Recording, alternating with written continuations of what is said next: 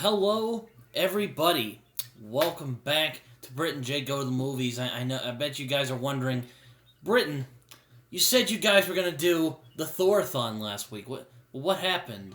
Well, all I can say is shit happens and life gets in the way. And we didn't really get around to it. Also, our schedule had to be a bit flexible for these next couple weeks. So, but we're here now. I'm Britton. And I am Jacob. And we are doing the Thorathon. We got ourselves a special guest, a Thor expert of sorts, a big, gigantic Thor fan, friend of the show, Taheg Gloder, is back with us once again. How you doing today, Taheg? I'm doing very good. I've managed to escape Loki's curse, which had me out for the count the past couple of weeks. I'm back now at full strength. I've reclaimed Mjolnir, and I'm once again worthy to podcast. So let's fucking do this. Indeed, we're gonna be talking about all three Thor movies. I don't know if we're gonna make it in time for. I hope so, but it's actually kind of worked out better because I was like, oh god, what if we get there and we get there too early and we have to wait for Thor: Love and Thunder? But this might work out, so I guess we'll see. But yes, we are talking about the first Thor movie today, directed by Kenneth Branagh. This is one of those movies, kind of like First Avenger, that it's grown on me over the years. It's basic to be sure, but it's not it's not bad. I don't know what you guys think. What do you guys think of this first Thor movie?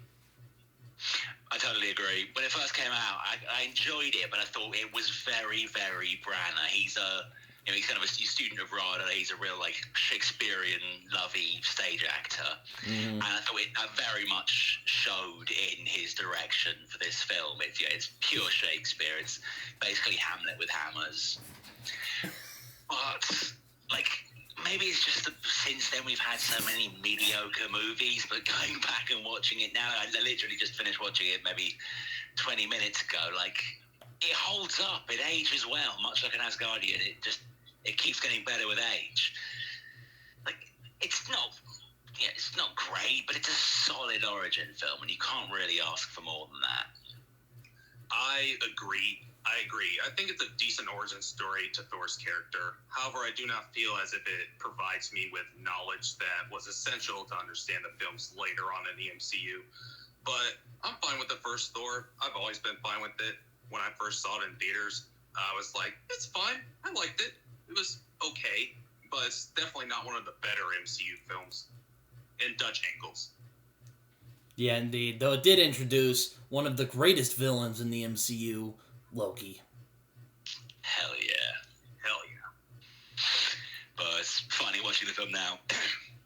They all look so young. You see Loki rock up and you can't be dangerous, you're 12. Get some hair on your fucking chest, then I'll be threatened by you. But they're all so tiny, it's hilarious. And Thor has blonde eyebrows. Yeah, they're creepy as shit. Best thing the directors of the sort of MCU ever did was stop bleaching Thor's eyebrows. Oh, God. It looked abysmal. I totally forgot about that. I can't forget it. They haunt me. Dark of night when I'm trying to get to sleep and something stops me from sleeping. I'm just like, I'm there, floating, creepy blonde eyebrows staring at me, threatening doom. All I'll say is that this is very much better than The Dark World, I'll put it that way. Oh boy, do I have some thoughts on that movie, but that's for next week. It is, and I have a distinct suspicion there's going to be quite the heated discussion, because I actually don't mind Dark World, so I'm coming next week to defend that film. It's going to be a little ranty. Unless I watch it and realise it's actually terrible and I'm just looking at it through rose-tinted goggles, but we'll need to wait to see, I suppose. Yep. Though I will say, I do have a funny theater story about when I first saw Thor, but I'll wait until we're done with the review. Awesome. Oh, I thought you were going to share it. And you're like, oh, shit. Well, I didn't know if you wanted me to share it now or later, or... I mean, you can share whenever. You know what? I'll do it now. Just get out of the way. Okay. I saw the first Thor in theaters with my mom, and we were at the scene. We were 30 minutes in, and then the power went out, and then a person said, "What happened?" And then there was a person that responded to that person. He said, "It must be the power of Thor." I like that. So there you go. He must have been so offended by his depiction in this movie, because like in the actual mythology, he has like red hair and he's fat. So well, actually, I would have thought that was an upgrade. If I'd much rather be a, strong, buff, blonde dude with blonde eyebrows. Maybe not the blonde eyebrows, but I don't know what they're thinking with that. But I think Taheg's right. This movie it's basically Shakespeare with superheroes. Yeah. Very much so. It has all the kind of the classic staging elements of like your very typical hero's journey. It's got all the little plot points it's meant to hit, and it hits them well. It's like it's not really trying to reinvent the wheel, despite being ostensibly a comic book film. Like you could take that. It's like a very similar thoughts about Joker, the Joaquin Phoenix film. Like you could change a couple of names and that wouldn't be a comic book film. Or it's like, oh, it's the best comic book film ever. Yeah, because it's not a comic book film. It just isn't. It's like a prestige drama like Taxi Driver or King of Comedy. Yeah, Joker is... that's a conversation for another time. I have complicated feelings about that movie, but that's beside the point. It is.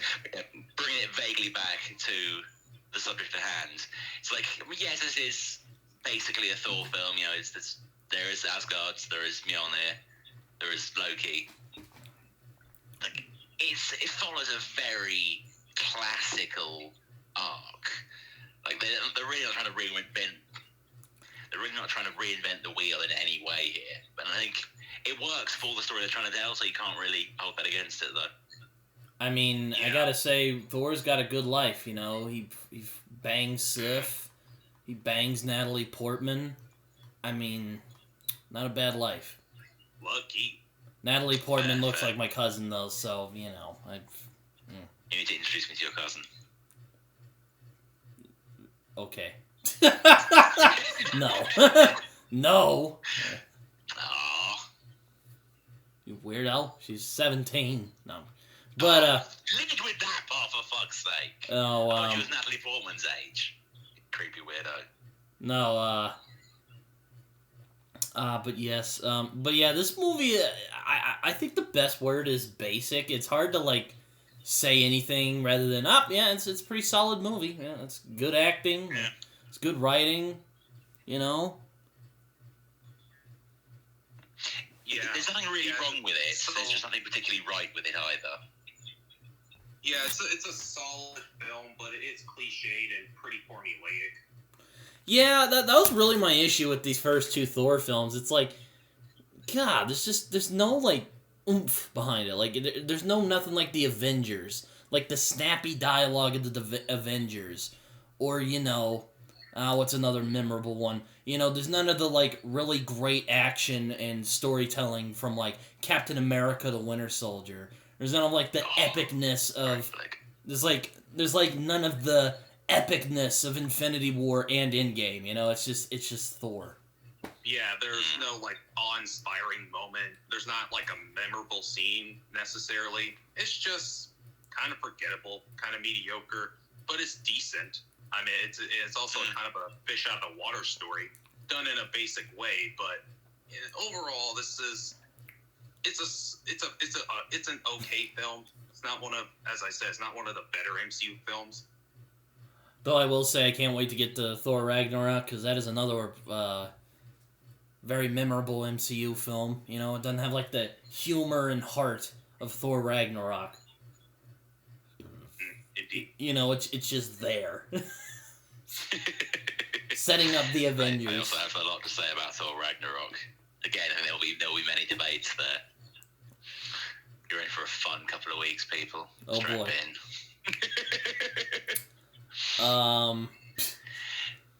Yeah, like, I think it definitely needs better action. Because like, I was watching it now, and I was like, the character interactions are great, the performances are strong, everyone is very believable as who they are. Phil Coulson shows up, and you can't fault any film where Phil Coulson shows up that isn't called Captain Marvel. So, yeah, like, it's all great, but then it's like, so Thor reclaims his hammer, becomes a superhero again, defeats the Destroyer, goes back to take on Loki, and they just sort of roll around a bit and flail at each other. Like, this is meant to be two great warrior gods that have trained since birth to, master their styles of combat.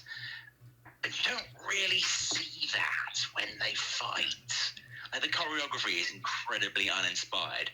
I know they've got 20 years worth of experience now, but comparing it to, like, even other origin films, comparing it to, like, Shang-Chi. Oh my god. Or Eternals, even. Like, Eternals had pretty bad action, but even that had better action than this. Like, Shang-Chi blew it out of the water. Winter Soldier blew it out of the water, just in terms of everything. But Winter Soldier blows this fucking movie out of the water.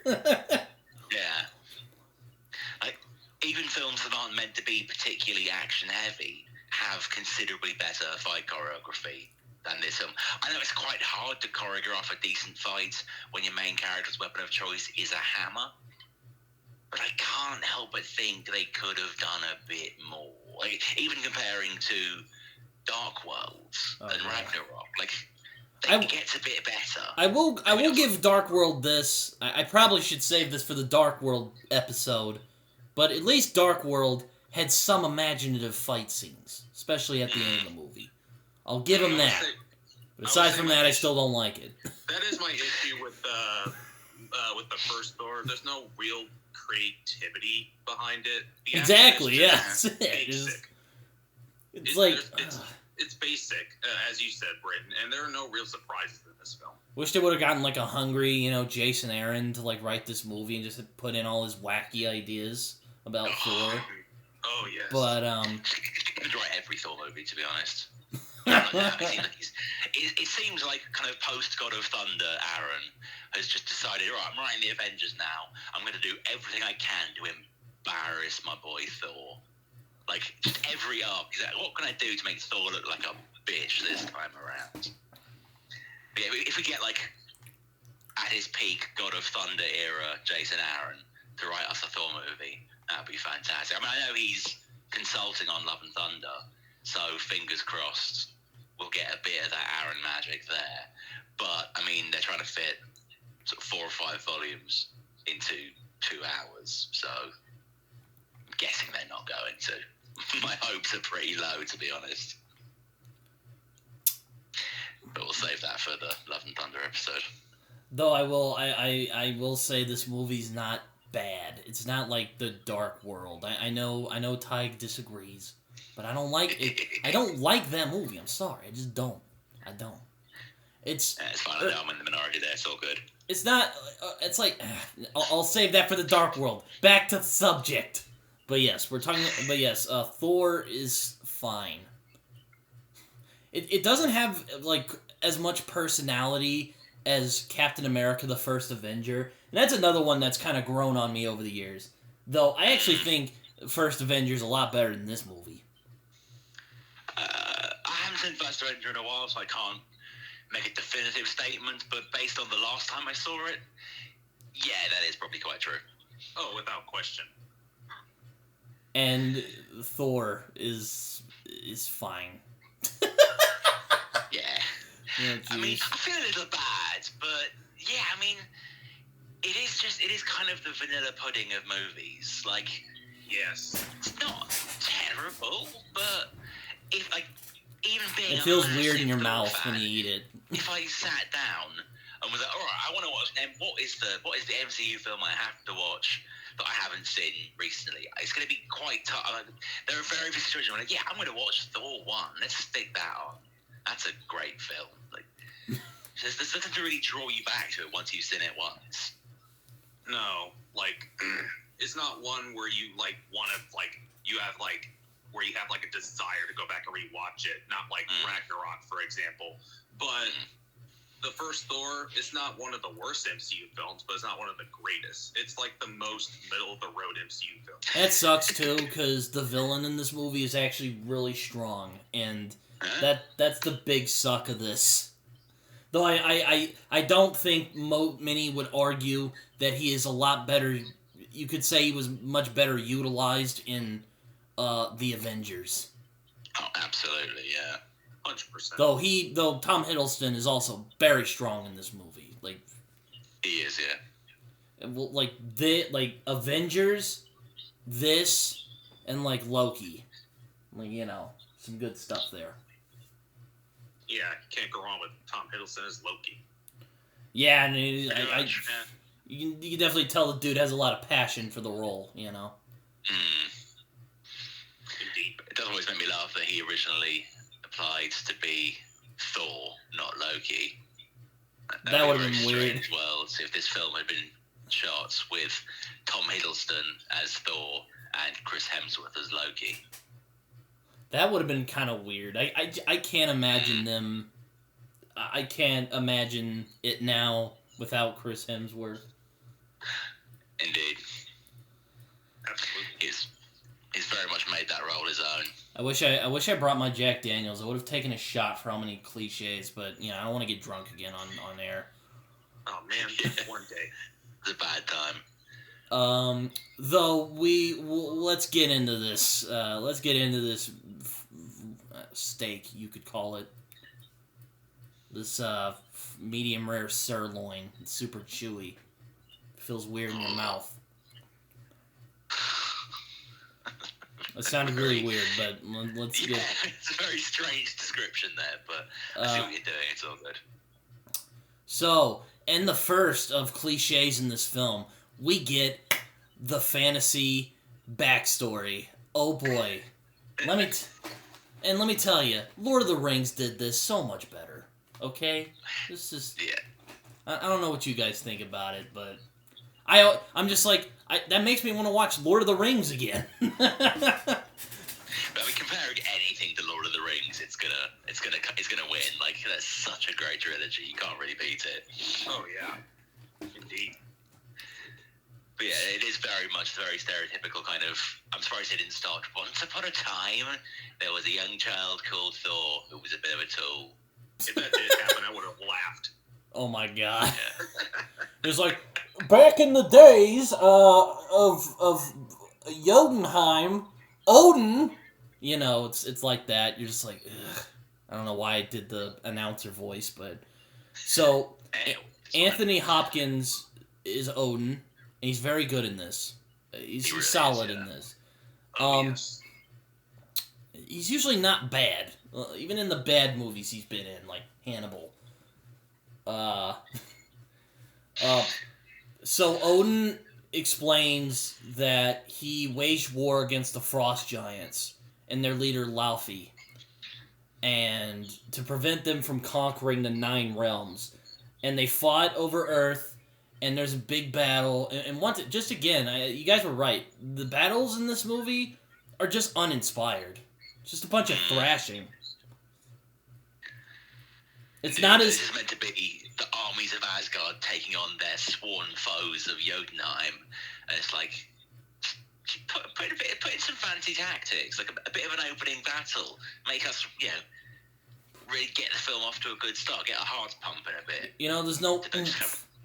There's no oomph to it. There's no like battle from the Avengers. There's not. It's not like the Battle of Helm's Deep. One of the greatest cinematic battles of all time.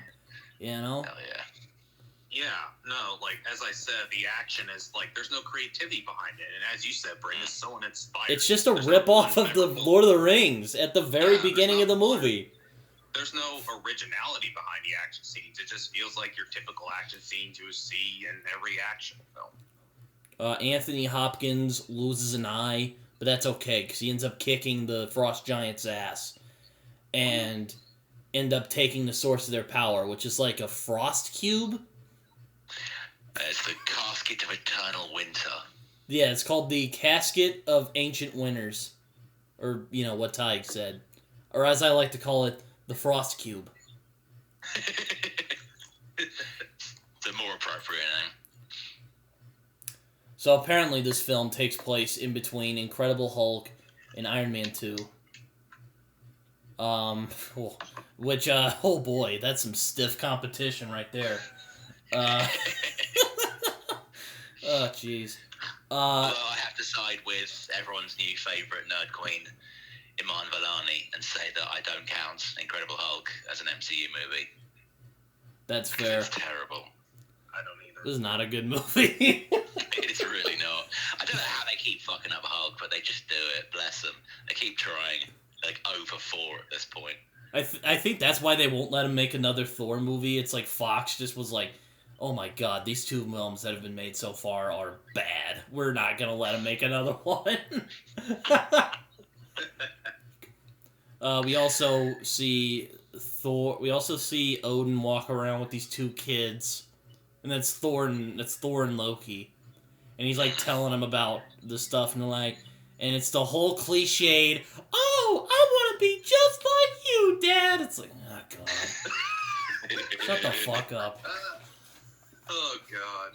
But yeah, this is where my first slight question with the whole situation arises.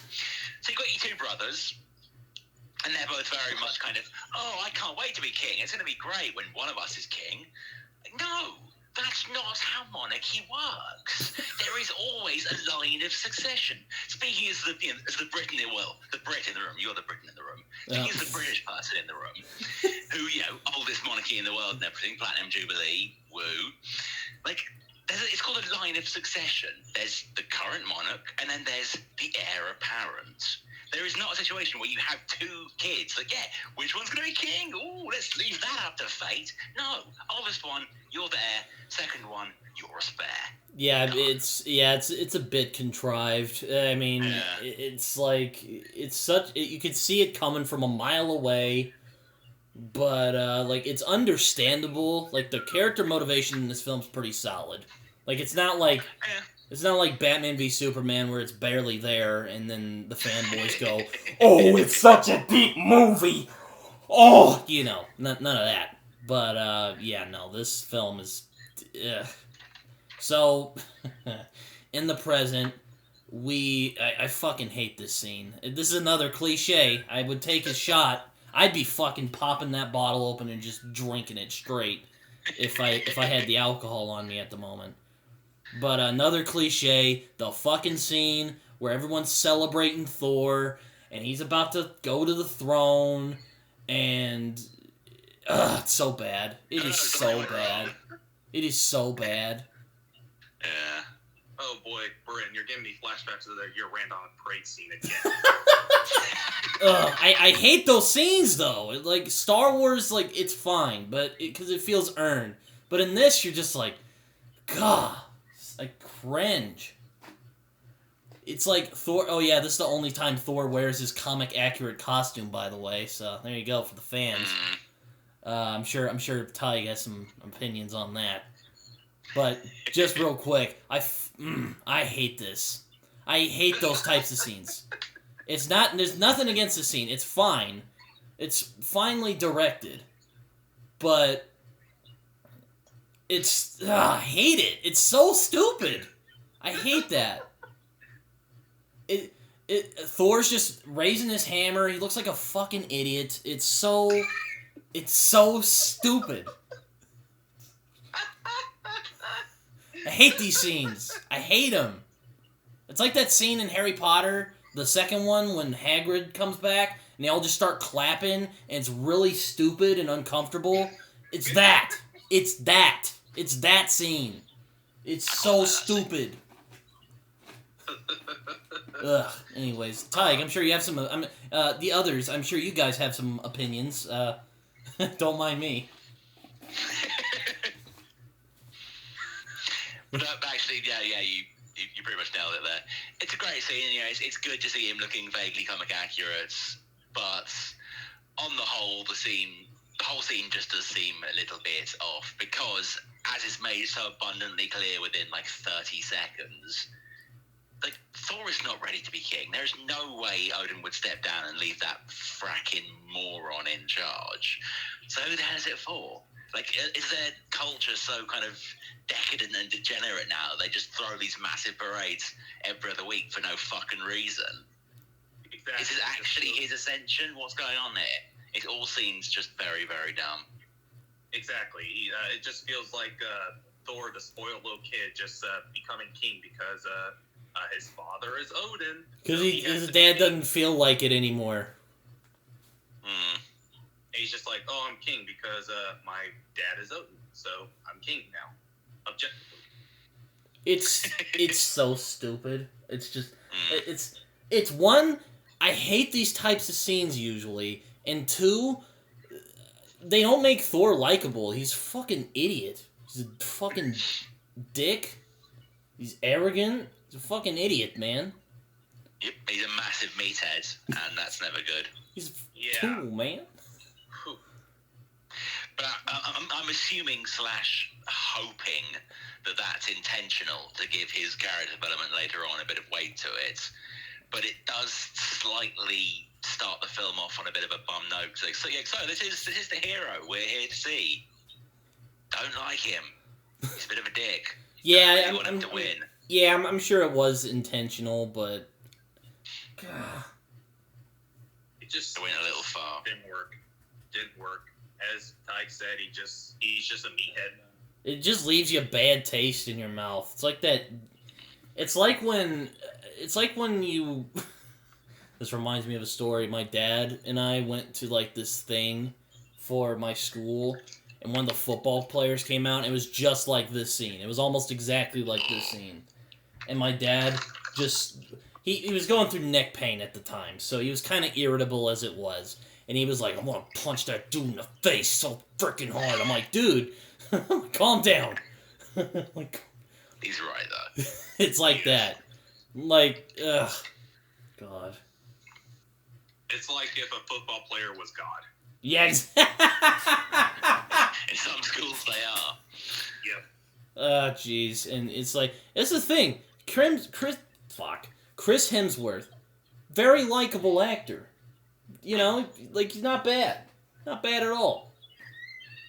He becomes more likable as the film goes along, but yeah, like Taheg said, it leaves a bad taste in your mouth when you first meet him. Ugh. The scene is so stupid. Okay, Brit, you're giving me flashbacks to the Spider-Man 3 parade scene. Oh, no. Please. Okay, so he's about to ascend, but then... Oh, yes, some frost giants decide they're gonna fucking spoil the party for some fucking reason. I hate those scenes, too. I guess they just felt like it. They're like, they'll all be distracted. We'll just steal our frost cube back and begin our conquest yet again. It gets foiled by the gigantic robot. I forget its name, though. The Destroyer armor. The Destroyer armor. Yeah, that's not bland at all. Yeah, that's not basic. To be fair, that was named in like the fucking 60s or something. They get a bit of a pass for that one. Okay, yeah, fine. I'll give you a pass this time, Thor. I'll give you a pass this time. And the design's pretty cool. Yeah, okay, yeah, it is. I do like the CGI for it. It does look pretty cool. But the name is dumb. Oh yeah, they never use it again, by the way. Or maybe they did in Thor: The Dark World, but if they did, I don't remember it. I think it got trashed, didn't it? Oh yeah, Thor. Oh yeah. Thor. Like, okay, we're getting a little too quick into the movie. Yeah, jumping ahead. So the frost giants come in, and they just get fucking annihilated by the Destroyer. Now Thor, being the fucking tool that he is, decides, I'm gonna go to Jotunheim and talk with Laufey and see what the hell's going on. And Odin's like, no, you're not. I worked very hard to keep the peace around here, and I'm not gonna let your stupid ass destroy it. It's just... If only been a little bit more forceful how different things would have been. This isn't a bad film. Instead of letting him wander around. Yeah. It isn't a bad movie, but I'm already kind of irritated with it. Yeah. Just irritated by it. That's the best word to say. So Thor ends up ranting to his friends about how his dad is being unfair and just he's being a bitch. We end up meeting Sif, who, hey, not bad. We end up meeting the Warriors 3, Volstagg, Fandral, and Hogan. Taheg, you're the residential Thor expert / big fan. What do you think of the Warriors 3 in this movie? Casting is spot on. Like, they've stepped straight off the goddamn page. It's great. It's really it's a general complaint about the whole Thor trilogy. It does kind of feel like they misuse the Warriors 3. Like, these guys are meant to be Thor's absolute bros. Like, they're in all his big battles. They're always there to sort of, be by his side. They're sort of used in the first film, and they basically disappear in the second one, and then, we all know what happens in the third. Oh god, I don't even want to talk about that yet. It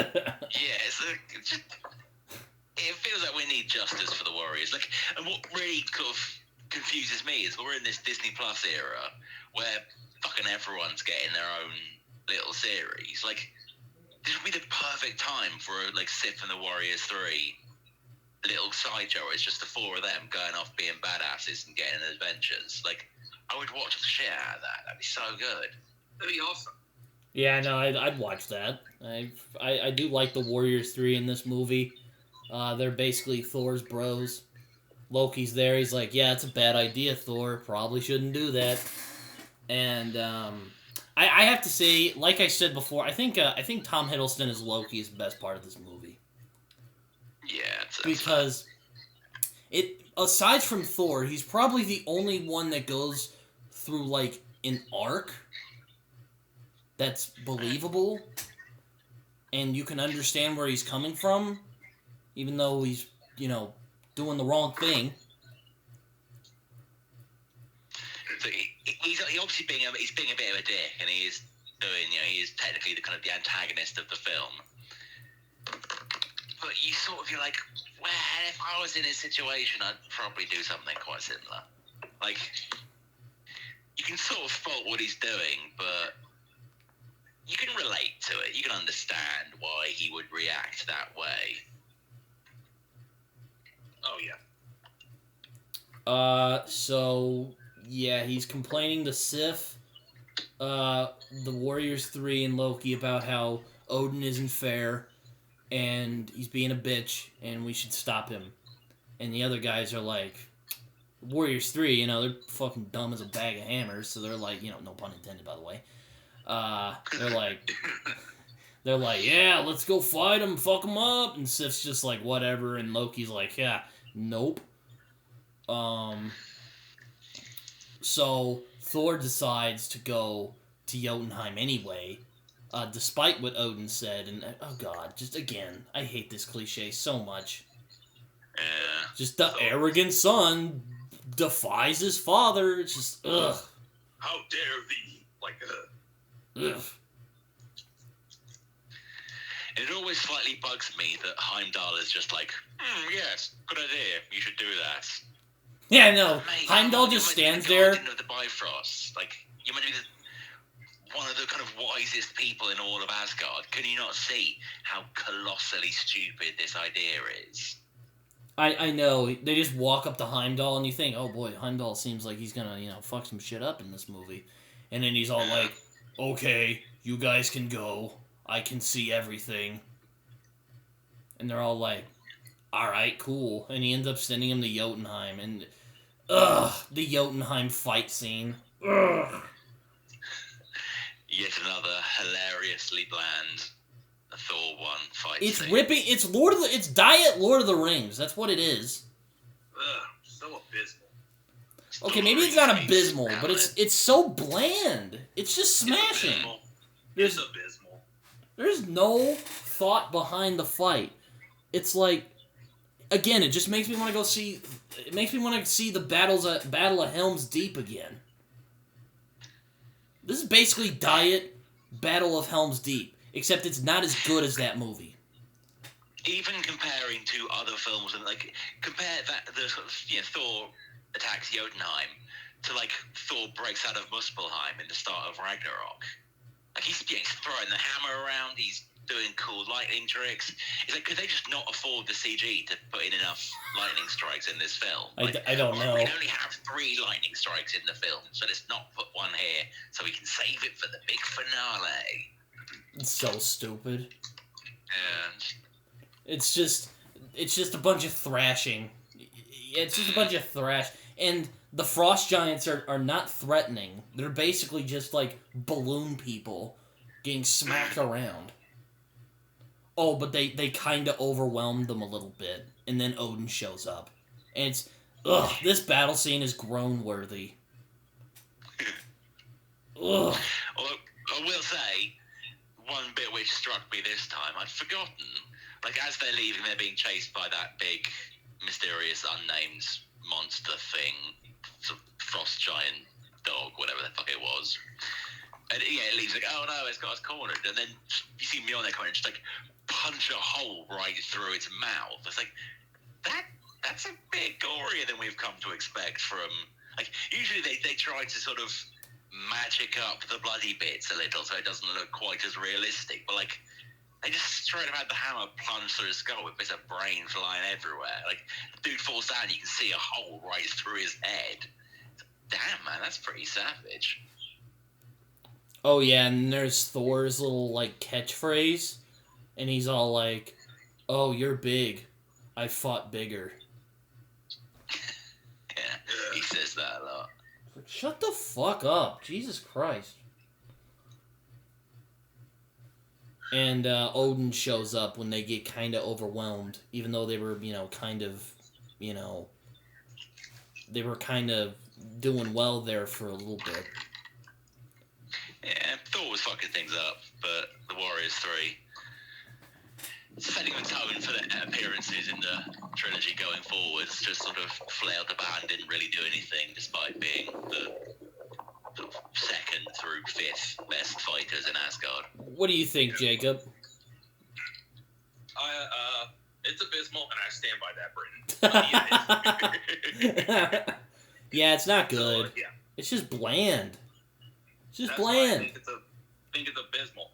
It's not memorable, and Thor is just being a meathead again, just basically fucking things up, going in it without a strategy or nothing like that. So fucking frustrating. It's so lazy. It's so lazy, too. It's like, ugh.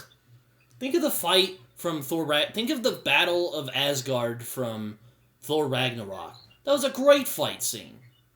A lot of personality. You got Led Zeppelin. What's in this? Oh, just some, like, bland, intense music, and they're just smacking fucking blue balloon people around. Like, that's it. And there's no creativity. There's not. Even the opening battle in Ragnarok, so much creativity and personality behind it. Not in this film. Right from the beginning, it's already just like basic and just forgettable. What do you think, Ty? You've been kind of mum this for the moment. No, I was just letting you guys get it all out. No, I totally agree. It's like it's just there's nothing to it. There's no like the use of music. You just mentioned there, like there's no Led Zeppelin or anything. Like the music is very low key in this whole film, and I don't think it works. There's many like stirring heroic moments, and there's like you need a good backing track to lift the whole scene up, and there just isn't one. Everything in this film just kind of feels like it really wishes it was a stage play. Yeah, where's the Alan Silvestri music? Where's the Avengers theme? Where's the oomph of the Alan Silvestri Avengers score? Hey, such a good score. Hey, Patrick Doyle, you fucking suck at movie music. And Kenneth Branagh, you fucking suck at action scenes. He does. That's why you don't get a Shakespearean director to direct. So bad. And Action it scenes sucks like too, because he's actually not bad. Like, his Henry V, great action scene. And Really? it's pretty good. It's not as good as Braveheart, but it's pretty good. Yeah. Noted. But what is this? Clearly, this also explores Branagh's complete lack of knowledge of how superheroes work. It's just, it's so basic. Ugh. We have to remember that at this point, as we mentioned earlier, this was sandwiched between the Hulk film that never happened and the Iron Man film we all wish never happened. Oh god. So it kind of feels like the Marvel method, so to speak, in heavy air quotes, hadn't really been established. They were very much just throwing shit at the wall and seeing what stuck. So they had no idea what they really could or should do with these films. And this film very much just feels like they took a shot and it just fucking missed. Like they're like, all right, is there space to do more kind of somber, slow-paced, kind of character-driven comic book films? And there are, but just not with Thor. Thor is not a slow, somber, character-driven character. He's a Led Zeppelin, lightning strikes, hammer swinging character. And for my criticism of Ragnarok, which we'll be hearing in a couple of weeks' time, like, it's got the feel to it. It's got, lightning and hammers and danger and laughter and mystery and lore. This is just sort of, it's a rather bland play with hammers. Exactly. Like in Ragnarok, it gets your heart pumping, it gets you excited, and it gets you invested. But in this one, you're just kind of tolerating it until it ends. I mean, fucking Tessa Thompson with fireworks, and that shit is the most badass shit ever. And what's this? They're just smacking them a little, and they're just like flying off. There's no threat from the Frost Giants, and they're like the big threat of the movie. And Laufey is just like this blue. He's a caricature. He's so forgettable. He's just like, hey, I know you. And he looks at Loki, and he makes like Loki have a fucking identity crisis, and that's his role in the movie. Yeah. I think that's the problem. Is that we're supposed to feel like the Frost Giants, the Odins, are like the big villains, and they just feel like a plot device. Exactly. They're just there to move forward the story of Thor versus Loki, and it's like you could have done a lot more with them while also moving forward Thor and Loki's story, but you sort of just chose to use them as like signposts, and it feels. Let's think of another fantasy battle. The fight scene, Boromir's the big fight scene at the end of Fellowship of the Ring. The orcs are fucking tough. They feel like real. They feel like dangerous villain. There's the one guy who he gives so little of a shit. When fucking Viggo Mortensen stabs him in the chest, he just fucking pulls it in deeper, bro. Nothing hardcore like that in this movie. Yeah, at least you felt a sense of threat in Fellowship of the Ring, but you don't feel you don't feel any intimidation from the Frost Giants. They're just there, and as Taheg said, they're just plot devices. It's kind of like Return of the King when they're like when the horses are like going into the battle and they're just like slapping the orcs out of the way. It's like that scene, except not as creative and well done as that movie. God, this battle scene sucks. Ugh. So Odin ends up saving the crew, and he's not happy. And back to just more grown-worthy, cliched bullshit. Even when I was 11, I was like, God, I don't want to watch this. Ugh, because I hate these scenes. I hate them. I don't like them. They're not. Ugh. It's just. Ugh, I don't know. What do you guys think of this? I mean, Hopkins does as well as he can. As you said, it's a very kind of cliche scene, but we had to expect it coming because it's the start of Thor's story. And I think given the boundaries they were working in, Hopkins does as well as he could. And I think Hemsworth actually does incredibly well in this scene. Honestly, going back and watching this film after a break, after having seen the others many times, it does feel like the film is probably the worst of the 3 Thor films, but I still think Hemsworth gives one of his best performances.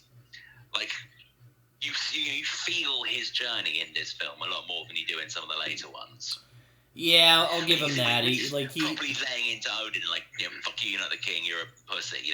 And then he goes a little bit too far, and Odin properly loses it, and you can see Thor's like, oh man, I shouldn't have said that. I've really fucked up there. I feel bad. And it's like, yeah, it's probably the strongest scene so far up to that point in the film. It's easily the strongest scene they've had so far. It's the first one where it really feels like the actors have found their characters and they're starting to sort of know what it is they want to do. You know what? I'll give you that. It's a fairly cliche setup. I think it's executed very well. Yeah, I will say I do like the kind of one-on-one character stuff in this movie. Like when Odin and Loki have their confrontation later on in the movie. It's one of the strongest parts of the movie, because there's actually, soul in it. The stuff's going on, Yeah, this scene, this is definitely where the movie starts to really, pick up. This is where you get to the fish out of water story. But this scene, I agree, performances are strong, but it's your typical, you're not worthy until you learn your lesson. And why'd you make him fucking king in the first place? Yeah, exactly. It's like, why were you gonna give him the throne if he thought that? And I must say, really quick, the Dutch angles. The Dutch angles in this film overall. That's forgot about that too. I fucking hate about the first Thor. The Dutch angles are abysmal and overused. Oh yeah, it's so. Oh yeah, I totally forgot about oh my god, the Dutch angles in this are so obnoxious. Oh man. That's the only thing I remember from the first Thor, because the obnoxious Dutch angles. I do love when he literally throws Thor out of the room and throws him into that portal. I don't know why it's like a fucking cartoon. He's like, just add that on there. Just add that on there, and it's perfect. I love it. And then he does this whole whoever's worthy can hold on to it and yada yada.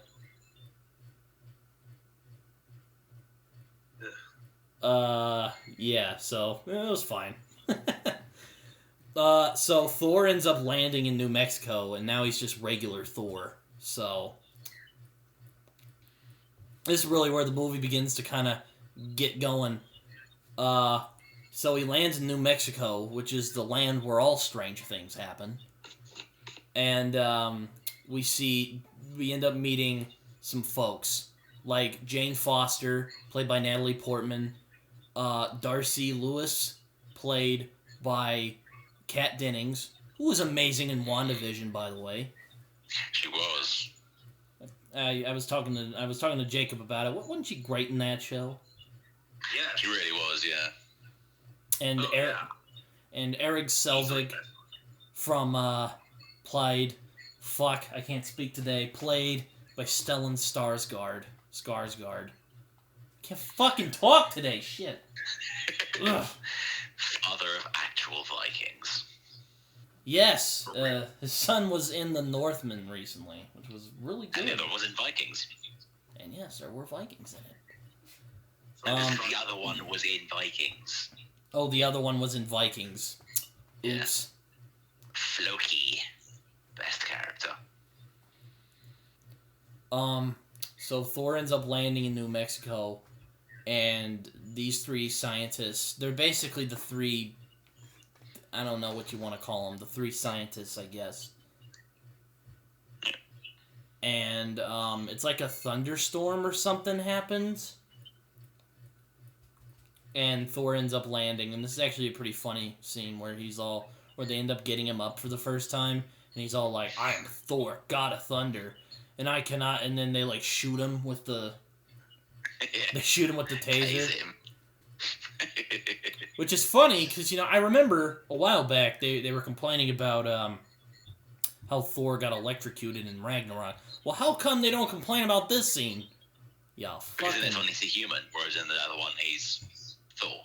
Yeah, fucking... double teamers? I can't speak today, I'm sorry. Ugh. So good. So, these three lucky scientists, you could suppose, they're like, okay, this random guy just landed in the middle of the desert. We're going to take him back to our place. And the scene I'll never forget from this, I love the scene where he's having breakfast, where Thor's just having breakfast. And he's like, yes, another! Breaks the glass. Another scene, the only scene I remember from this movie. I actually really like that scene. Yeah. It's just like the tonal whiplash. It's like, oh yeah, here's Thor. He's used to like hanging out and like fucking getting wasted with his mates. And then he's just like in a coffee shop and everyone's looking at him like he's a fucking weirdo. This drink, I like it. Another! Yeah. It's like coffee, I think. Yeah, I'm assuming so. Which raises the question, do Asgardians not have coffee? I guess not. I don't know. How do they not know what coffee was? I don't know. They eat grapes. They don't have candy in their Asgard, which Morbius, or is it Moebius? It is Moebius. From Loki says, no wonder you're so bitter. Mobius. Moebius is the comic artist. No, that's still Mobius. Oh, he just spells it differently. Anyway. God, I am not on my A game today. So, our boy, Thor, gets taken by these three lucky scientists, and they, like, take care of him, and they're like, who the hell is this guy? And he's like, I gotta find Mjolnir and see what's going on here. And he ends up having coffee the next day, and he really likes it, and he ends up breaking the glass, and everyone's just like, oh, who's this fucking weirdo? What do you think of Jane Foster, Darcy Lewis, and Eric Selvig in this movie?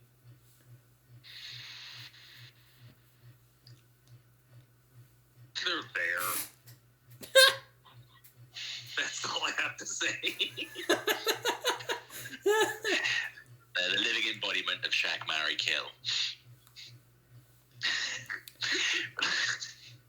No, I mean, like, it's Jane Foster. You can't have Thor without Jane Foster. She's a very important character, and I suppose they needed a sort of a foil for her, a kind of an educated doctor type for her to bounce things off.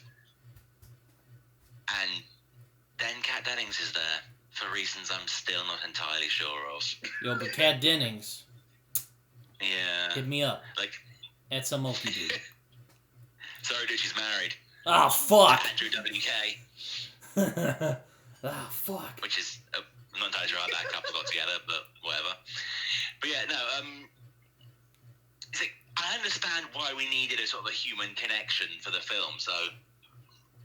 I do like... Jane Foster makes total sense for the origin. And kind of adding an extra doctor in there to kind of have someone who's maybe an expert in Norse mythology makes sense. Because, you know, and then I suppose she's there as kind of comic relief. It's relatively well balanced, but... Oh, yes, I think it's Darcy who like shoots him with the taser. First half of the Transformers film with Shia LaBeouf. It's like, okay, yes, that's great, but that's not what we're here to see. Oh, God. I think it's Darcy who shoots him with the taser. Yes. And, you know, Thor... I actually like him and Selvig's interactions in this, because they, like, drink together, and, like, Selvig gets wasted, and Thor's just like, yeah, it's fine. Lightweight he is. I don't know, something like that. Oh, yeah, there's also the dialogue in this movie. What do you guys think of it? I mean, it's a little dated now, because the film's, like, 20 years old, but I still think it holds up pretty well. Yeah, dialogue's pretty solid. Okay, because there's some of it I think is a little over the top, but, you know, it's a... You know. it doesn't really hold up like once you watch it now. But again, it's kind of like trying to be Shakespeare, and it just feels weird. But it's not. What were you saying, Jacob? Oh, but it's not. I was just responding. Agreeing. But it's not Shakespeare. It's like just doesn't work. Oh yes, I also like when the local populace figures out there's Mjolnir. They end up finding it, and guess what they do? You know, what would we do if we saw a magical hammer in the middle of the desert? We try to pull it out. We try to like pull on it and see who, you know. Newsworthy. Yeah, it's newsworthy. Everybody's reporting on it. Then the CIA shows up. It's perfect. I love it. And also Stan Lee's driving the car. And he's like, oh, did he say go? And he drives over and pulls the fucking thing off. Another quality Stan Lee cameo. Yeah. He's like, oh, did it work? I would say it's up there with, don't make me come down there, you punk. That's a good one, yeah.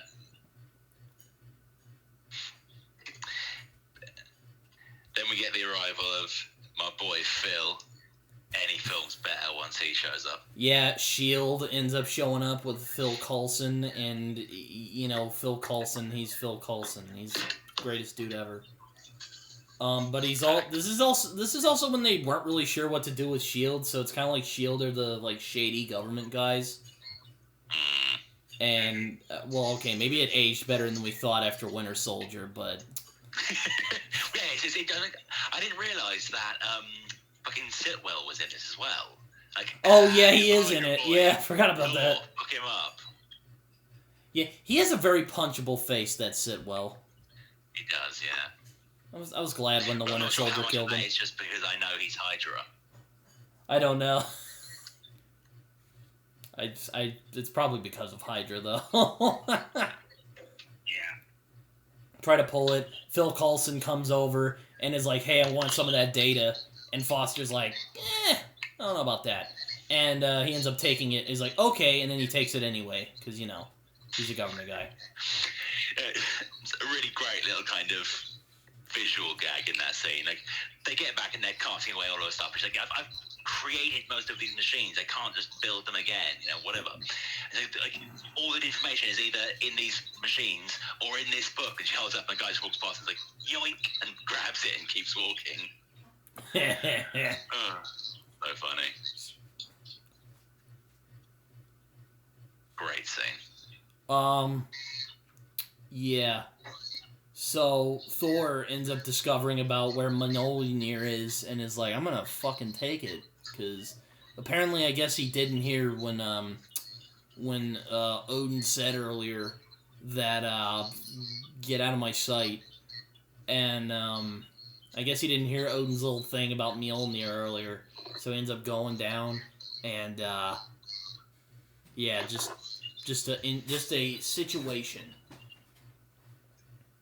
But also leads to one of my second kind of, I'd say it's definitely on a par with the coffee cup smashing scene.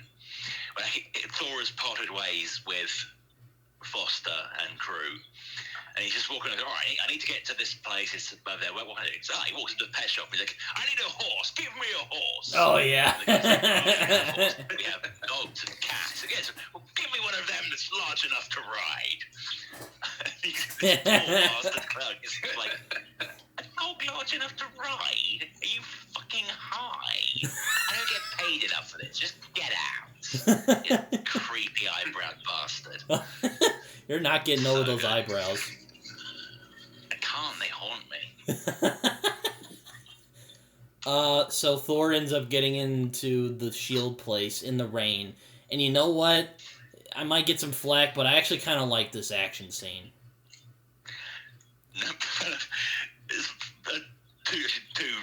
Before we dive into the action scene, it's really another really great little kind of character, and it shows that even though he has lost his powers, he hasn't totally lost his powers. Him and Jane Foster are kind of creeping up, and they're watching, and it's perfectly clear night. He's just doing a thing, and he takes his coat because and hands his coat to Jane. He's like, oh, you're going to need that in a minute. And she's like, what the hell? And then about 5 minutes later, it starts raining. It's like, see, he's still got the storm connection. He's still the god of thunder. He can tell when it's going to rain. Classic. And it's kind of as uninspired as the early fights were. Like, this, like, kind of Thor versus S.H.I.E.L.D. Special Forces. Yeah, it also shows, what a force of nature he can be if, Yeah. Like, it's actually solid. It's well choreographed. It doesn't look lazy.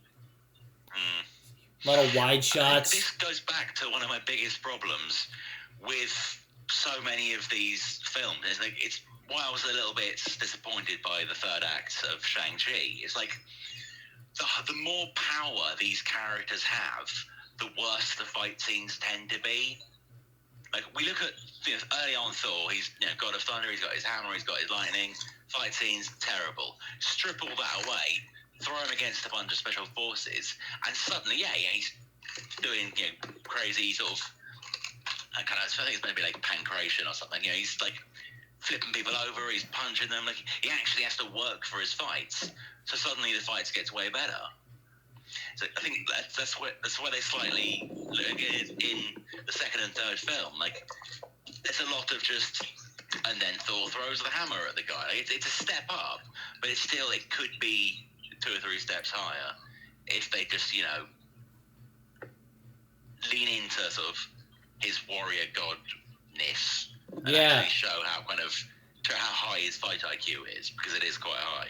Oh yeah, we also get a cameo from a guy who shadowed, or I guess that's Hawkeye, because Jeremy Renner is there, and he's all like, "Oh, do you want me to shoot him?" And they're all like, "I don't think that's necessary," and he's all like, "I wasn't probably gonna do it anyway. I kind of like this dude," or I forget exactly what he says, but I remember he's in the scene.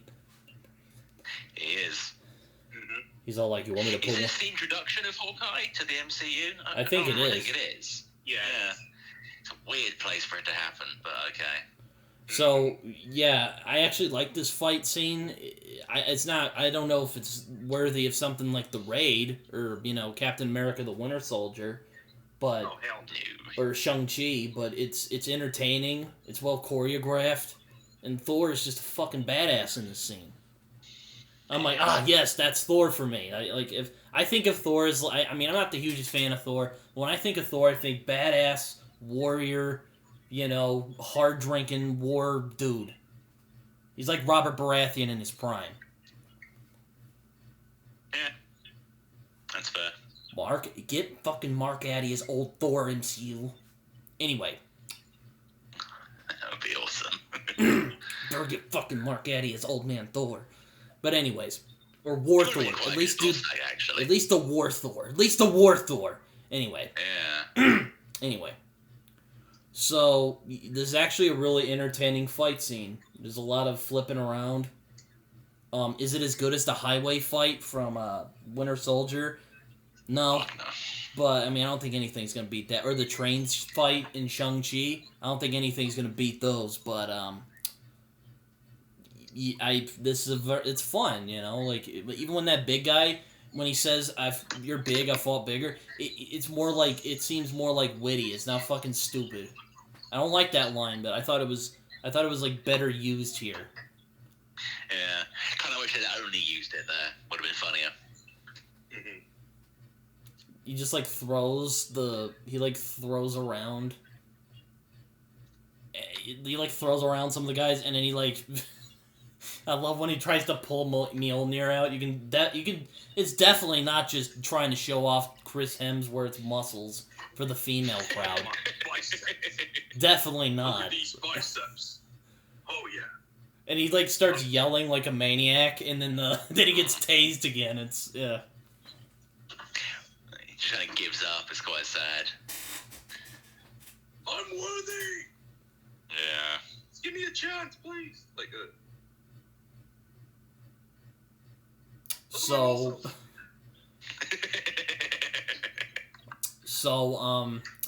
Loki, earlier, like I said, Laufey just decided to be like, "Hey, boy, you look familiar." And he, walked away, and it shook Loki up. But instead of, like, just thinking, wow, that guy's just a weirdo, he ends up realizing that Laufey was his biological father. And he was adopted by Odin. So he confronts Odin about this, and I love his poker face. He gets so overwhelmed by Loki asking him, he just goes to sleep. It's a pretty good way to avoid dangerous conversations. Like, oh, this is a really, really important conversation, and I totally want to explain to you why I kidnapped you from... Oh, sorry, got to sleep. He has, like, narcolepsy or something. He calls it Odin sleep, though, so it's not narcolepsy. Aside from the meme-worthy content here, this is actually a really damn good scene. This is probably my favorite scene of the movie. Aside from the, kitty? Oh, kitty's sleeping. Thought cat was meowing at me. Where was I at? Ah, yes. I actually like this scene, because Tom Hiddleston is really good as Loki. And he's actually really strong in this movie. And he's also going up against Anthony Hopkins, and that dude can't give a bad performance even if he tried. True. Mm-hmm. And, you know, they're, like, going back and forth. They're actually playing very well off each other. And then Odin's just like, oh, yeah, I'm tired. I thought he was dead there for a second. I'm like, what the fuck? Did he just die? That's lame. Yeah, they're trying to amp up the tension a bit. Like, oh, what's happened to him? To get, like, a heart attack from the shock of the revelation? Shouldn't that be the other way around?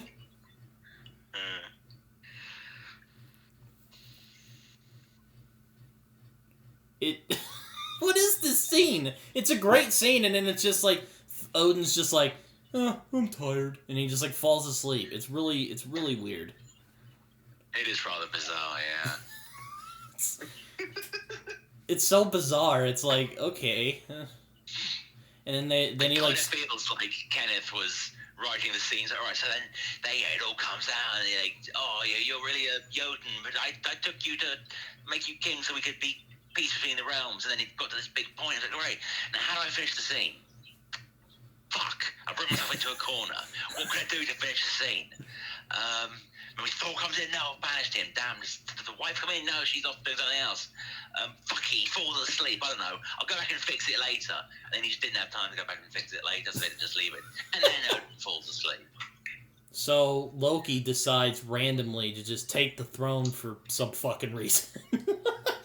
This film is so random. He's just like, oh, oops, I'm the king of Asgard now.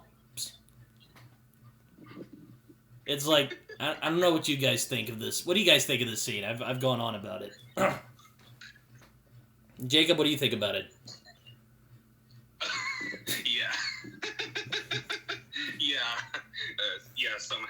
For whatever reason, he decides to take the throne because, oh, I want to be king. Because I just want to be king. So, yeah. Yeah, he's just I'm taking over. I'll delete it later. It's fine. It's just another cliched scene again. And his mom, I love how Frigg is just like, oh no, don't take it. And then she like takes it and she's just like, okay. What is this? There's no drama after that. It's just like, I'm gonna take over. Oh yeah, I'm gonna let Laufey in. That's totally not traitorous at all. And I'm gonna kill them. So that's the end of that. Even though they were like the biggest threat, they were supposedly the biggest threat of the fucking Nine Realms. Seriously? Really? That's the best you could do? To quote Thor? When you watch the films, you remember why it was such a meme for like the first 10 years of the fucking MCU.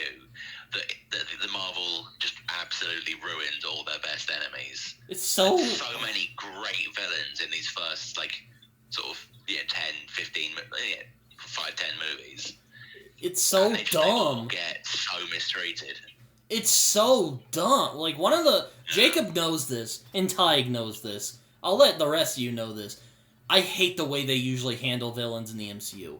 That is, like, my biggest peeve with the MCU. I defend the MCU a lot. You guys know that. I give it a lot of slack. But the way they handle villains in these movies is 90% of the time utterly atrocious. Yep. It is so bad.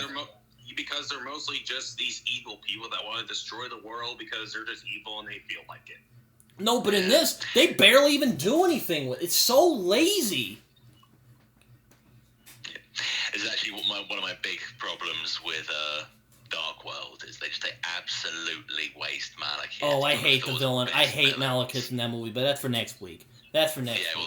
Yeah, we'll get to that when we need to. I've got a whole thing about that. We can discuss that next time.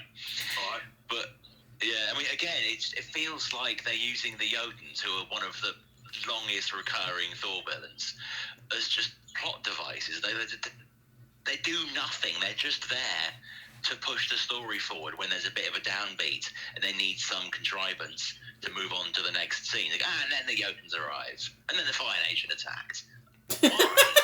You love that, don't you? You want to do this bullshit. You love, and then the Fire Nation attacked. I do.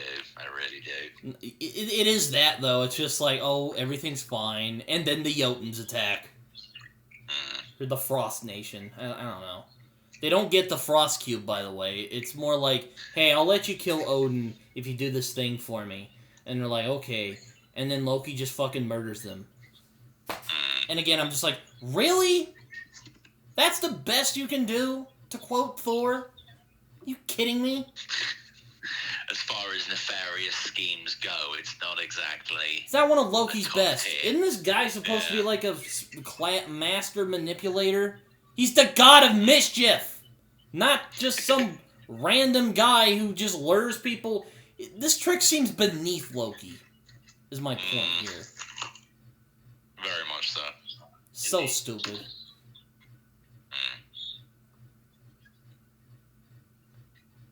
So Sif and the Warriors 3 on the meanwhile, they're not really happy that the spindly, nerdy Loki took over. So they're like, fuck this, we gotta get Thor back. Hell yeah. And they end up going to Heimdall, and he's like, oh no. You know what happened the last time I let you go on the Bifrost? Even though you didn't really let them without a fight, you were just like, okay, whatever. It's like, ugh. This film is one of the Spider-Man 3s of the MCU.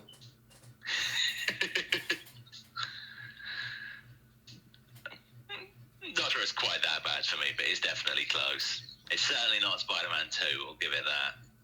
What, you mean Amazing Spider-Man 2? No, I mean, it's not as good as Spider-Man 2, which is a great fucking flick. Okay. I was about to be like, Spider-Man 2 isn't bad. I was about to say, work their own hands. I was about to be like, I'm gonna have a heart attack. So Heimdall just decides, alright, I'll let them go again, even though they were not doing well the last time they showed up. Worst gatekeeper ever. Oh my god. We're meant to be anti-gatekeeping in the MCU these days. We're not meant to gatekeep from people. But when your literal job is gatekeeping, please try and actually do it. So they let him go to Earth, and they end up arriving in town, and it's just a fucking... No, I missed something earlier. I missed another scene. Another good scene, where Thor is moping in his jail cell, and Loki shows up as, like, some random dude. In his fancy suit. Yeah, he's looking spiffy as fuck. He's looking stout. He walks in, he's all like, hey, Thor, Odin's dead, and also he said that you're dead to him, so see ya! And he, like, walks away. Odin's dead, it's your fault, and if you come back, it will cause a realm-shattering war, so bye... dick. It's like, really? Like, okay, that happened. Forgot about that scene. It's a good scene. I know I just kind of did the Spark Notes on it, but it's like this film is really just, it's really doing this, isn't it? It's just. Mm-hmm. Sure is. Oh my God. It did it. Then I'm still mad about the frost giants. Wasn't the Jason Aaron comic about how Malekith got the frost giants and basically everybody who had a bone to pick with Asgard to fight them? Yeah, War of the Realms. It was fucking sick. An event 7 years in the building, worth every second. Lao Fei was resurrected using ancient Jotun magic, and Malekith roused the Wild Hunt and did a bunch of other fucked up magical stuff. Curse came back. The Angels came back. It was freaking awesome. Spoiler warning, the Angels are monumental dickheads in Marvel. They come from a realm called Heaven, spelled Heven, that was essentially, if you think of Hela's story in Ragnarok, that's basically what they did, what Odin did to the 10th realm of Heaven. He was like, you know what? You guys love the smoke a little too much. I'm going to have to lock you away, or you will kill the rest of the realms. Needless to say, that didn't go down too well with the ladies. But that's a story for probably Thor 5. So Loki, being the god of mischief, knew of their plan. He's like, all right, if you're not with me, then you're my enemy. Oh wait, that's the wrong movie. That's the wrong film. He sends the Destroyer, which, pretty fucking badass design, but aside from that, Destroyer, okay. So, he's like, alright, you're gonna kill Thor, and you're gonna like it, and the Destroyer's like, okay. So, the Warriors 3 and Sif show up, and if Thor got some eyes, had eyes on him, oh, wait till these guys show up, because they become basically the meme of the town. Yeah. Again, that's one of the more entertaining parts of the movie. Having their doctor talk, and they're like, right, again, we get it, but yeah, if you're going to convince anyone else that this is going on, you're going to need some proof. Knock, knock, knock at the window. Is there a cosplay convention in town? Because the Warriors 3 are here. It's slightly contrived in the timing, but it's fucking hilarious, so I'll allow it. Yeah, it's funny because he's just, and the Warriors 3 are kind of bumbling buffoons in the comics, from what little comics of them I've read. They're kind of buffoonish, but it's funny, It's kind of like if Gimli started his own guild. Mm-hmm. That's pretty accurate, yeah. Indeed. Hogan is a somewhat dour fellow, hence his name, Hogan the Grim. But Volstagg is an absolute troll, and Fandral is an absolute poonhound. So, yeah, they're quite a fun combination of heroes. And yeah, I love Volstagg. Yeah, he's the best one. Volstagg's my favorite. And Sif's pretty cool too. I like in Loki when she keeps kicking Loki in the nuts. That's a great scene. Oh, yeah. She, punches him, knees him in the crotch, and then, punches him in the stomach or something. Yeah, she kicks the crap out of him. It's awesome. So they're like, Thor, and they guys, and they have a little hug, and then the Destroyer shows up and attacks them, and just fucking wrecks everybody. And it's just, oh god. I love that bit where, you distract her, and then Sif, I'll go around and fuck it up, and the Warriors are going to rush forward and try and distract it and just get utterly ruined. And he said, the badass hero moment is Sif flying in from behind with her weird double-edged sword, nails it to the floor, spike right through the skull, bursts out his mouth, the whole thing's fucked up, it's nailed to the floor. Hell yeah, we defeated it. And it kind of goes quiet for a second, and then the fire kicks back in, and it just spins itself around this weird kind of Voldo-esque contortions, just turns its head right around, and it just lifts itself off the spike. It looks so fucking gross, but so badass. How is there not more cool shit like that in this film? If you can do that, why are you only doing it once? I will say I also like this. I like this fight scene as well. It's fun. It's not badly choreographed. Again, is it as good as the... I'm just going to stop saying that. Nothing's as good as the highway fight in The Winter Soldier. Yeah. Maybe except for the train fight. Maybe except for the tram fight in Shang-Chi. Those are pretty tied for the best MCU action scenes. But I like this one. It's a lot of fun. The Destroyer pimp slaps a Warrior 3 and Sif. And then Thor is... Oh, yeah, I forgot. Him and Jane got together. And it's like a... oh, wow. I was really riveted by that. I really didn't see that coming, I was certainly a well-earned and structured. Oh yeah, oh yes, I couldn't expect it.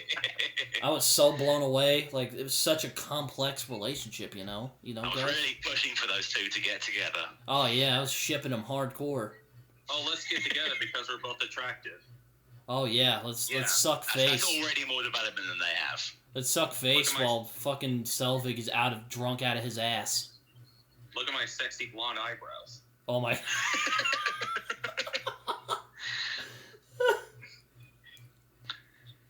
And oh my god. Oh yeah, that romance is it's so good, I'll tell you why it's the best romance. They look so awkward together though.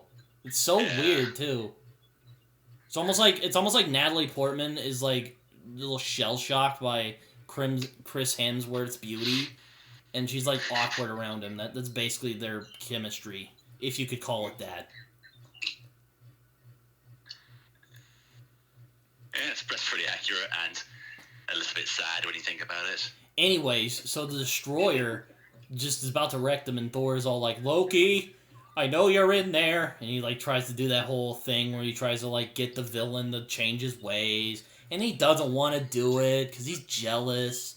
And, all that bullshit. And it's just like, gah. So the Destroyer, fucking wrecks Thor. He just... don't get me wrong, Thor ain't a slouch. But he just... utterly ruins him. He just gets ruined. He just gets smacked around. I'm surprised he didn't die right there. He's a tough man if he's... if this is just regular man Thor. Though I will say... the Hammer, I guess, senses that Thor has proved himself worthy, and the Hammer just returns to him. For whatever reason, but... Oh, God. Yeah, so that happens. He gets his powers back, he gets his suit, and, it's like, oh, yeah, awesome, yay. And he destroys the Defeater. Fuck! I mean, he defeats the Destroyer. I was going to say, did I hear that correctly? I'm going to offer a dissenting opinion on that and say that this scene actually fucking rocks. Okay, yeah, that scene... For 2 reasons. Alright, I make fun of it, but yeah, it is a pretty cool scene.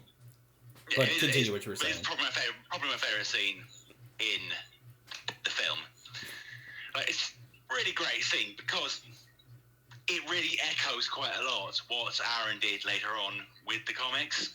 And I think it really boils down to kind of the core of what Thor is. Why he was wrong to start and then how he became worthy at the end. It's not just it's not enough just to fucking love fighting and to be really fucking good at it. You have to be fighting for a cause and for a reason. And the reason why he goes from being a tool to being worthy is because he stops trying to fight for himself and for his own gain and for his own sort of enjoyment. And that's the first time he actually fights for someone else. He's not going there to try and stop the Destroyer because he wants to be known as Thor, the guy that killed the Destroyer. He's fighting the Destroyer because now he's fighting kind of to defend his people and to stand up for them. And that's what it is to be worthy. It's kind of a plot idea that's echoed in War of the Realms that we were just talking about. There's, for those that don't know, during War of the Realms, there's 3 Thors. There's King Thor, Thor, and Viking Thor. Viking Thor is in his pre-Avengers days, and there's been this ongoing arc. Oh, they reunite after the God Butcher arc? What? Oh, they reunite after the God Butcher arc? Yeah, they've won one last hurrah, and it's fucking awesome. And basically, the whole way through, like, young Thor is sort of trying to work out what it is to be worthy and why he needs, like, why he still can't pick up the hammer, even though he's killed dragons and trolls and, you know, bedded fair maidens. And for some strange reason, the final fight of the whole situation is going down in Stonehenge in England, because everything cool that happens in Stonehenge, apparently. And so, like, there's this massive fight going on. It's all crazy as shit. Malekith's there, and for some strange reason, he's now a symbiote. Don't ask, just deal with it. And, like, Freya and Odin are there, but Odin's fucked up, and Freya's, like, getting attacked by the weird little devil dogs. And Viking Thor's kind of just trying to fight, and he's not really going very well. And then he just swings one, and he kind of looks down, and he's like, wait a minute, I'm fucking holding Mjolnir, and realises that he's become worthy during this fight. And that helps him to win. And he's thinking about it, he's like, oh yeah, it's because this is the first time in, like, the entirety of my freaking 1,000+ year existence that I wasn't just fighting for my own gratification or my own kind of elevation. He was fighting to protect his mum and to protect his family and to protect, like, existence as it sort of stands. And that's what made that was the difference. That's what made him worthy and made him better. And at the same time, you see kind of adult Thor, who at this time is still unworthy after Original Sin. You kind of see him taking a very comparative arc. It's very well done.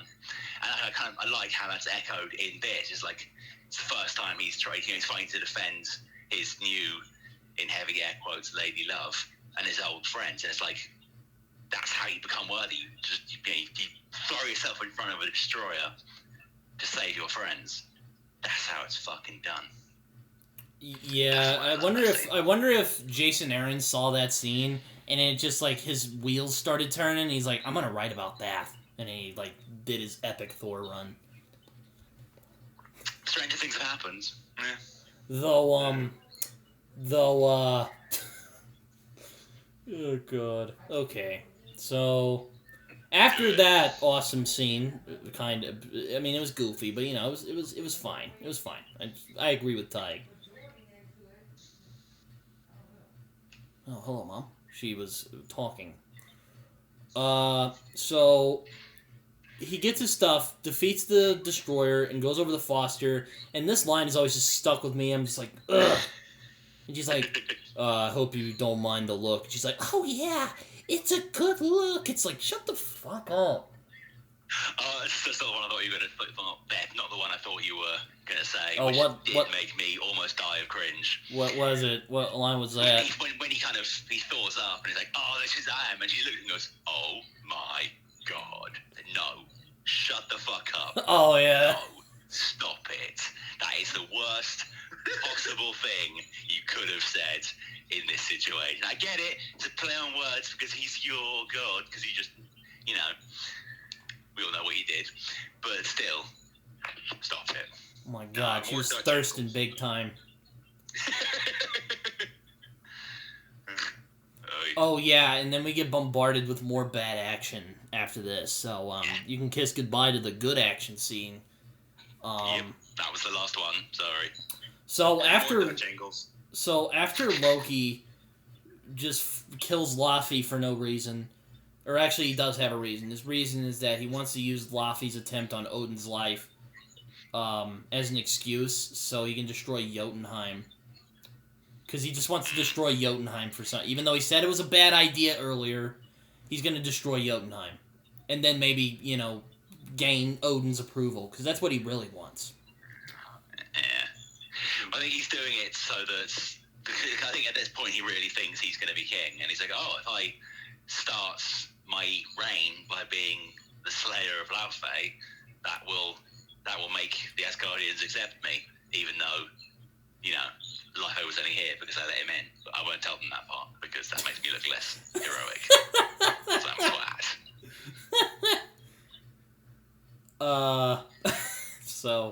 flat. Yeah, Thor ends up going back to Asgard, and then we get just another awful fight.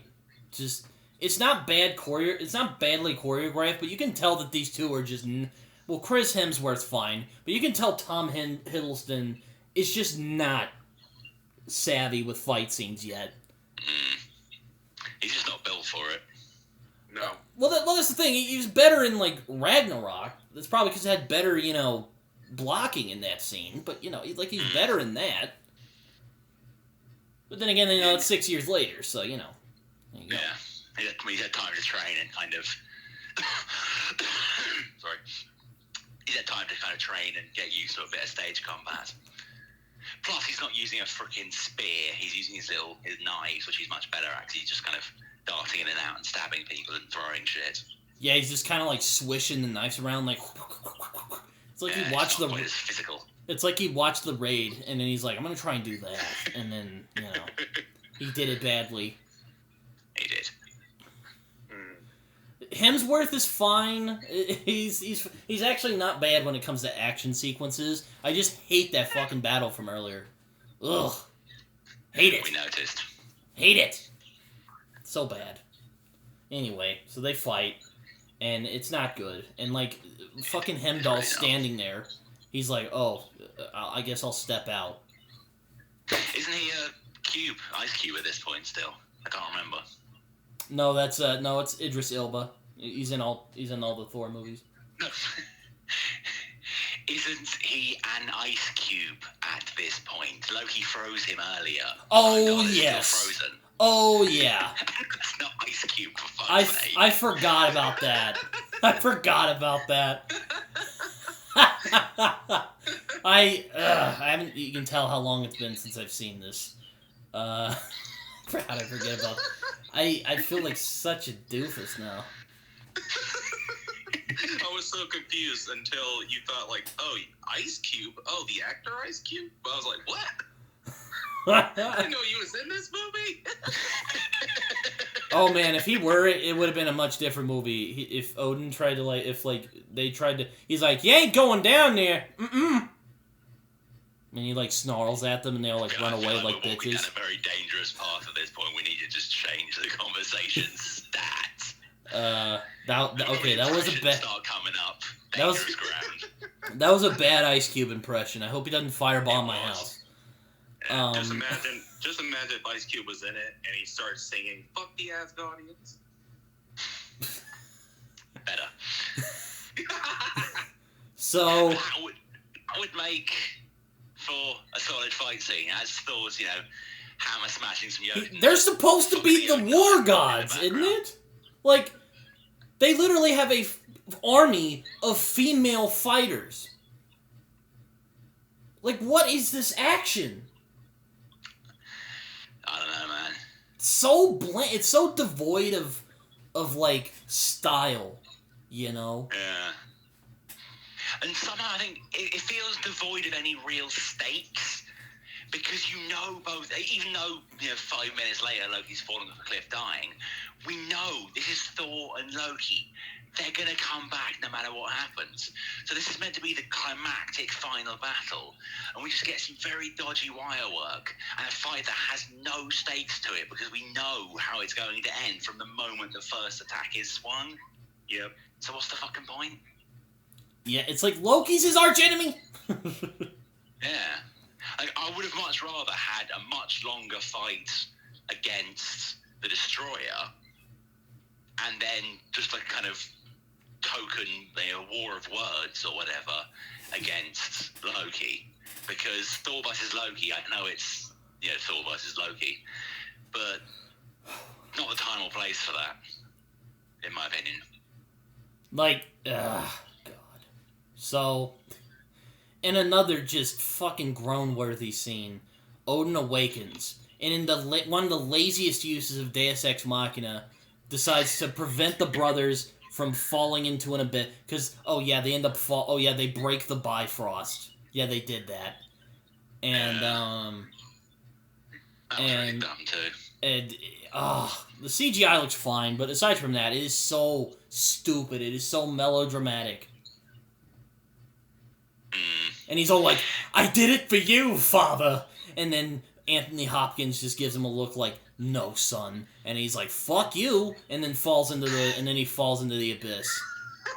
And Thor is like, No! So bad. It's so bad. Stunning lack of tension ever while he's smashing the Bifrost. Because it takes him about 20 fucking minutes. I would have rather he was just like, Kamehameha, like psyching himself up, and then just one decisive blow. It's so bad. It's so bad. Ugh. Why? Why is this scene a thing? I don't know. Oh, God. Especially as I'm pretty sure the Bifrost then gets fixed about 10 minutes into Thor 2. Why even bother with it? Oh, my God. It is so bad. It's just... I love how... The whole point was just setting up Loki falling off the Bifrost. So just have them talking on the Bifrost and have Thor just fucking... This is Sparta him over the edge. Yeah, and then when Thor tries to save him and he falls down, Thor's like, no! I mean, don't get me wrong. I love me some dramatic, big no's. Like from, like Ewan McGregor in The Phantom Menace when he goes, nah! Like that. I love that. That's my shit. That's a good one. But this one is just, oh my God, it is so fucking funny. It's like, Loki! No! And it's so dumb. It is so dumb. Yes. Oof. Oof. Anyways. So that's the end of that. That fight scene was just, oh, God. Not good. It wasn't good. It wasn't good. It wasn't good, man. It was not. Ugh. Okay. Alright, so later on, everything's kind of going back to normal. And Odin and Thor are making amends, and Odin's like, hey, you can have the throne now. And then Thor's all like, I don't think I'm ready for it.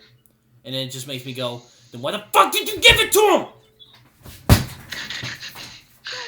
Fuck me! Oh! Oh man, I wish this was Space Call. I wanted to see Brit rant. Ugh. Yeah, we definitely needed to switch the cams on for that bit. I'm pretty sure he just popped a vessel in his head. Ugh. Alright, I'm back. Yeah, it's clearly meant to show, like, character growth. And, now he's understood the perils of leadership and he's understood that he's not ready. But it's just, stop it. It's like, that was never on offer anyway. You were never going to be the king. You're far too much of a tool. It's like, then why were you trying to give it to him in the first place? Oh yeah, my dad yelled it. I could hear my dad yelling at me, so I guess he didn't appreciate the yelling. So, yeah. Dad watches this, sorry. The things I do for you guys' entertainment on YouTube. You got drunk, so... Yeah, I didn't want to do that again. That was, plus, I have things to do today, so I don't want to get drunk. Ugh. It's nearly 11 for me. I'm going to get pissed. Where's my Lefrogue? So, okay, after that stupid scene... Oh... So then it ends with, like, Foster and them doing that whole thing where, they're trying to, like, find a way to get to Asgard, and then that's the end of the movie. And then if I remember, there's, like, some speech at the end, and it's really, it's one of those, it's like, oh yeah, definitely, very original. Not lazy and contrived at all.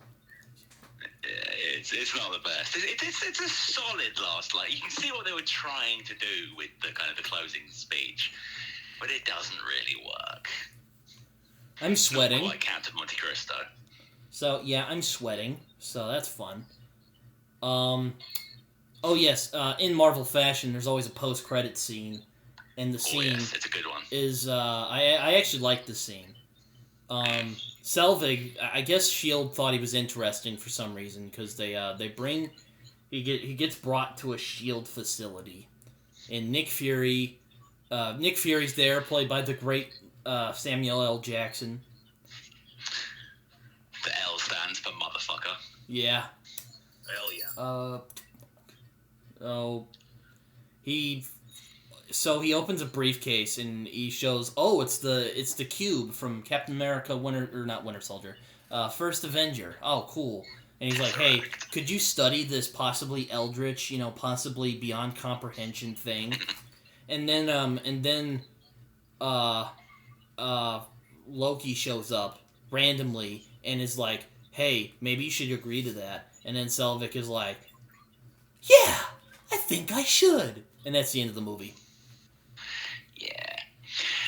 Which just, completely undercuts any tension from the last fight, because he literally is, air quotes, dead for all of 30 seconds. The only cunts who think he's dead are ones that don't understand who Thor is, who Loki is, and what a post-credit scene is. It's not bad as far as post-credit scenes go, but it's definitely one of the weaker ones even for the first phase. Though it does get you excited for the Avengers, which I can say without a doubt is a much superior film to this movie. In literally every way, yeah. Oh, God. Alright, that was Thor. And I may have gotten a little ranty, but I promise this movie is way better than Thor the Dark World.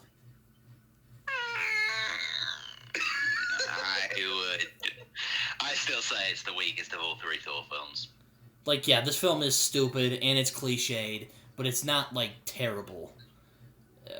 It's very generic. Yeah, and it's also really irritating. Here's my thing.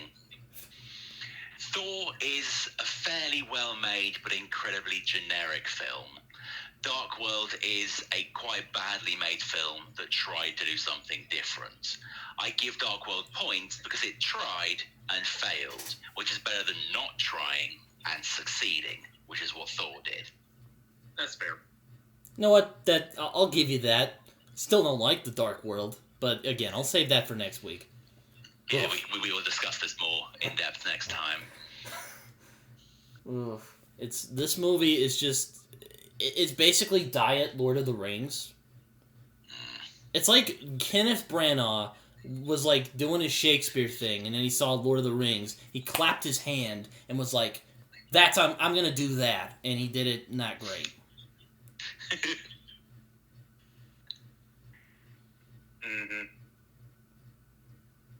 It's just, ugh, God. All right.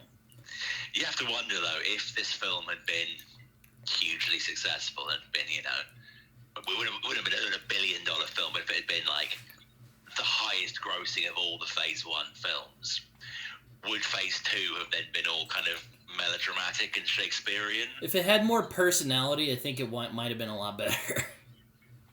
Yeah, very possible. But I'm just trying to imagine what Phase 2 would have been like if everything had gone off the Thor model rather than the Avengers model. Do you think the second phase was the worst one?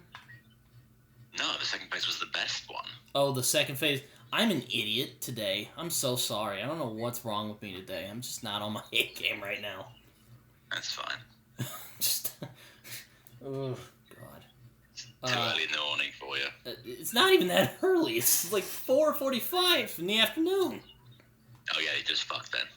Are you sure you haven't been drinking this whole time? I'm sure. I'm sure I haven't been. Okay, I'm not that sure, to be honest. Let's see. Oh, okay, Phase 2. Okay. Anyway, so yeah, Thor happened. This film happened. That's all I'll say about it.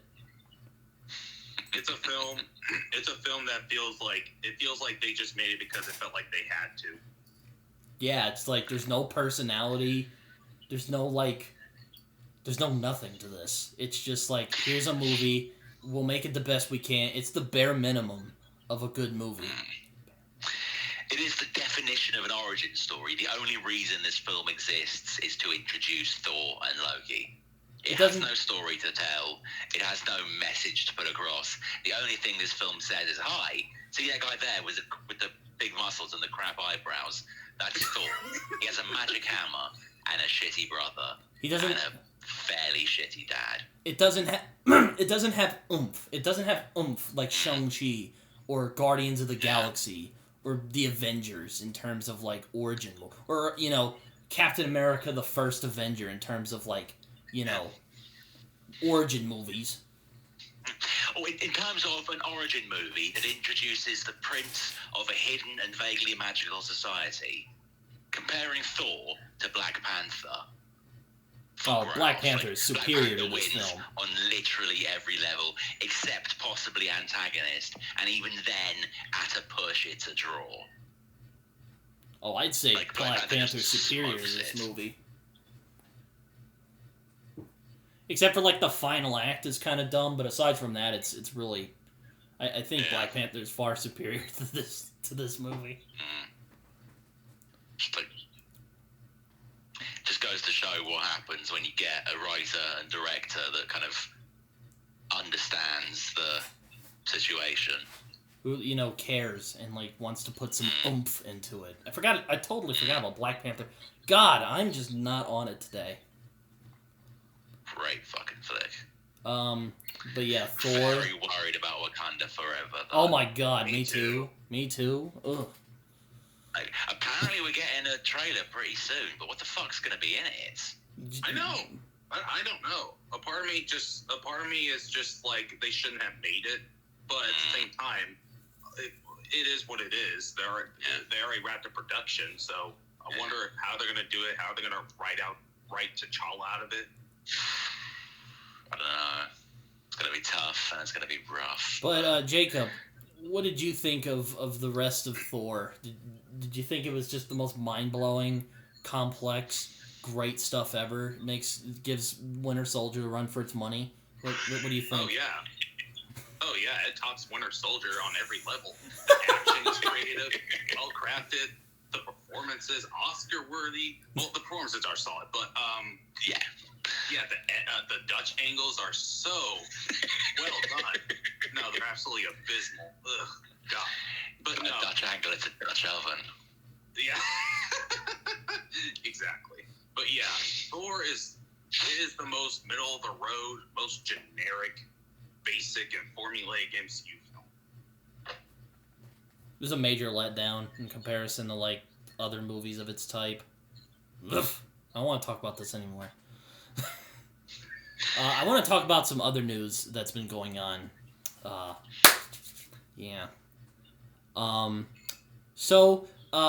been talking about this with the other two guys recently, but the hero of Honolulu himself, Ezra Miller, has gotten into even more shenanigans in Hawaii. Now he's going into the, wow, this guy is just awful, not just crazy. Is it bad that I think this is, like, darkly hilarious in, like, the most worst way possible? Like, what do you think I'm a terrible person for thinking that? Because I feel kind of bad for thinking this is funny. A little bit, yeah. Just like, here's the thing. Just like a tiny bit, though. Not really, but just like a little. I think it was fucking hilarious. It was. Everyone was watching it. Like, we were watching a guy just, like, to quote something I saw on Facebook, because I can't think of a good joke, we were literally watching Flash turn into Reverse Flash. He was going from the hero to the villain in front of our eyes, and it was hilarious. Then he kidnapped a minor. Then it stopped being funny. Mm-hmm. Yeah, I mean, like, it's...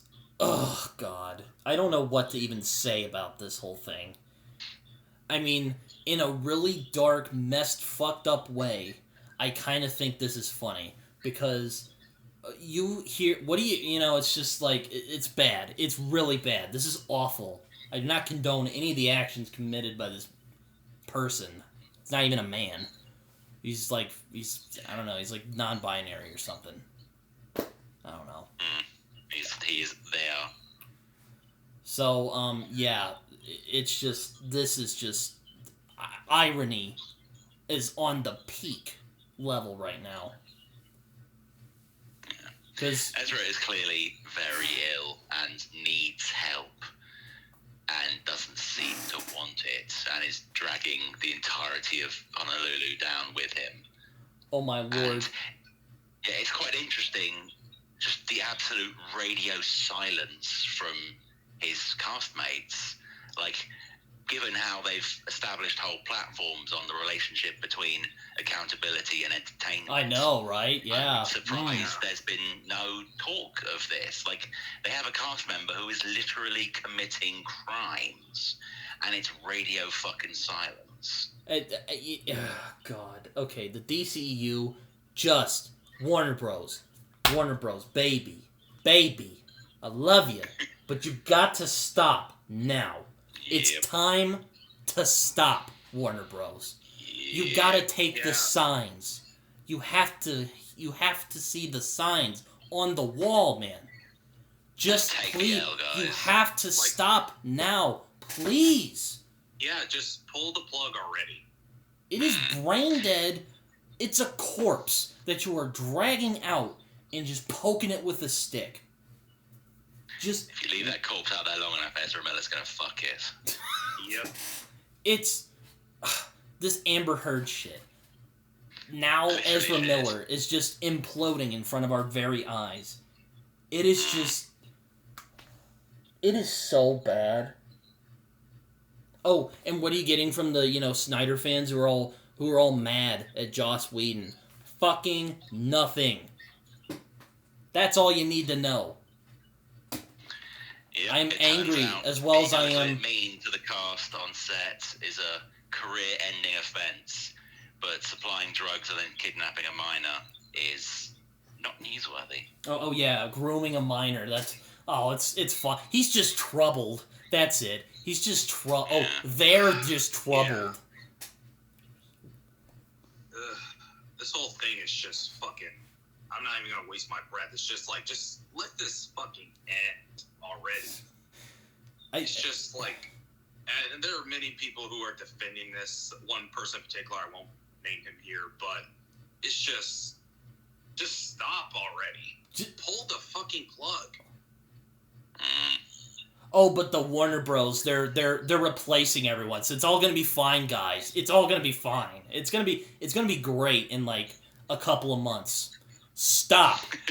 Just stop, please. They need to do what they've done. Like, if you look back over the past few years, their most successful films have been the ones that have just been off on their own, doing their own thing, with casts that don't feature any criminals. So just stick with that. Get rid of Aquaman, get rid of Wonder Woman, get rid of Superman, focus on Matt Reeves' Batman. I wasn't a huge fan of it, but it was quite popular. So give Joaquin Phoenix a second shot at playing the Joker. Folie à Deux is coming out. I'm sure it's going to be terrible, but people will lap it up. Leave that. And then just make a good Batman Beyond film with Keaton as Batman and then some young upcoming actor as Terry McGinnis. It's brilliant. It's been tough being a DC fan. Because I know I've just listed 3 Batman films. Some other characters. Give Zatanna a chance. Let's get a great Zatanna film, a great Martian Manhunter film. I'd love that. And get fucking Matt Ryan back and give us a great Constantine film. I would That's like that. That's DCU right there. Yep, there you go. Fucking love Matt Ryan. Yep. And not to mention that the most successful DC films are the ones outside of the extended universe. Exactly. It's just, this situation is just, it's made me angry, and B, has kind of been hilarious in a really dark, messed up, gallows humor way. Kind of laughing so you won't cry type situation. Exactly, yes. Yeah, I suppose I get that. Like I told Taheg the other day, we're not even, this is the depressing era. We're in the, we should crawl into a hole and die territory. Yeah. If I were a DC fan right now, I would be horrified. I am horrified as a DC fan. Yeah, it's just, what the fuck is going on with that whole universe? It's like, it's never been consistent from the beginning. They did not have a fucking plan. They were just trying to compete with the MCU, but they failed miserably. Started with Man of Steel, a very underwhelming and mediocre way to introduce the DCU. And then you gave us films that were barely passable, like Batman v Superman. You only gave us a few good films, like Wonder Woman or Shazam or Aquaman. I really couldn't stand Shazam. Or Aquaman, actually. I like them, but anyway, yeah. It's like, you know what movies worked? The ones that were non-pretentious and knew what they were. like Wonder Woman. And yeah, the villain was awful in that, but you know what? It was actually a well-made movie. With characters that you liked, and... The No Man's Land sequence from the World War I flashbacks. Beautiful sequence. Oh my god, weren't those awesome? Action sequences that whole year. Just absolutely stunning. So, you know what, Snyder Cut people on the internet? This is your fault. This is your fault that this stuff has happened. That it is dragged on, or it's partially your fault. It's not you're not responsible for the actions of Ezra Miller and Amber Heard and whatever. But this thing being kept alive is on you. All your fucking hashtags. Yep. Hashtag restore the Snyderverse. Oh, hashtag release this cut or something like that. Just fucking stop already. Hashtag let it die. Yeah. That's not the new hashtag. Hashtag give it another shot in 5 or so years. God. Yeah, restart. Start new. Hashtag pull the plug and end it. Hashtag just stop now. Filthy Frank. Hashtag go back to your fucking amazing animated universe that you were killing it with for like 20 fucking years. I'm like, yeah, exactly. You had a good one right there. You had a good thing going right there in the animated stuff. They were absolutely dominating Marvel in the animated universe. It wasn't even a competition. They kicked Marvel's ass so bad, Marvel just stopped releasing animated films. Yeah. They decided to make live action movies, and that ended up working better. Just stick with just stick with the animation stuff. Let Marvel do their live action stuff because that's what you're best at. The animation. Look at the DCU. It just fucking die already. Just pull the plug.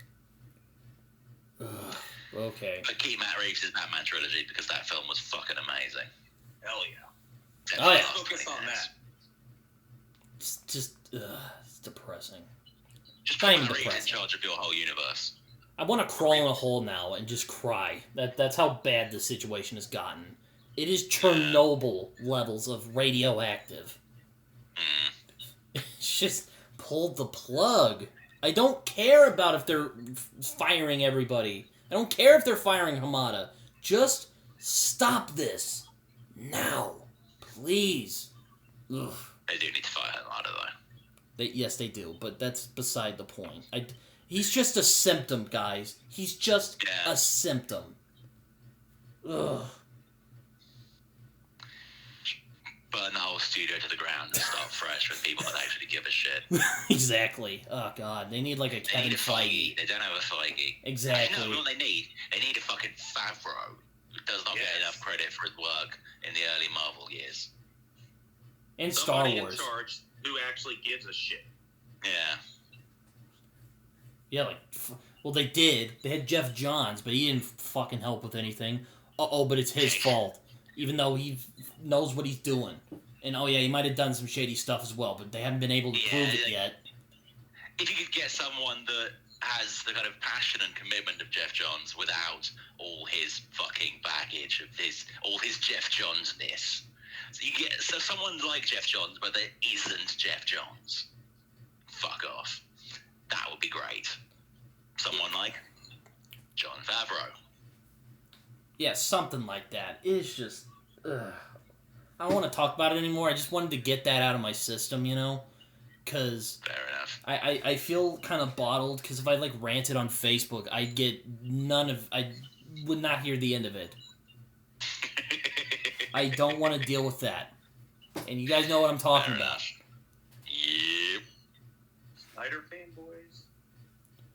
Scientologists.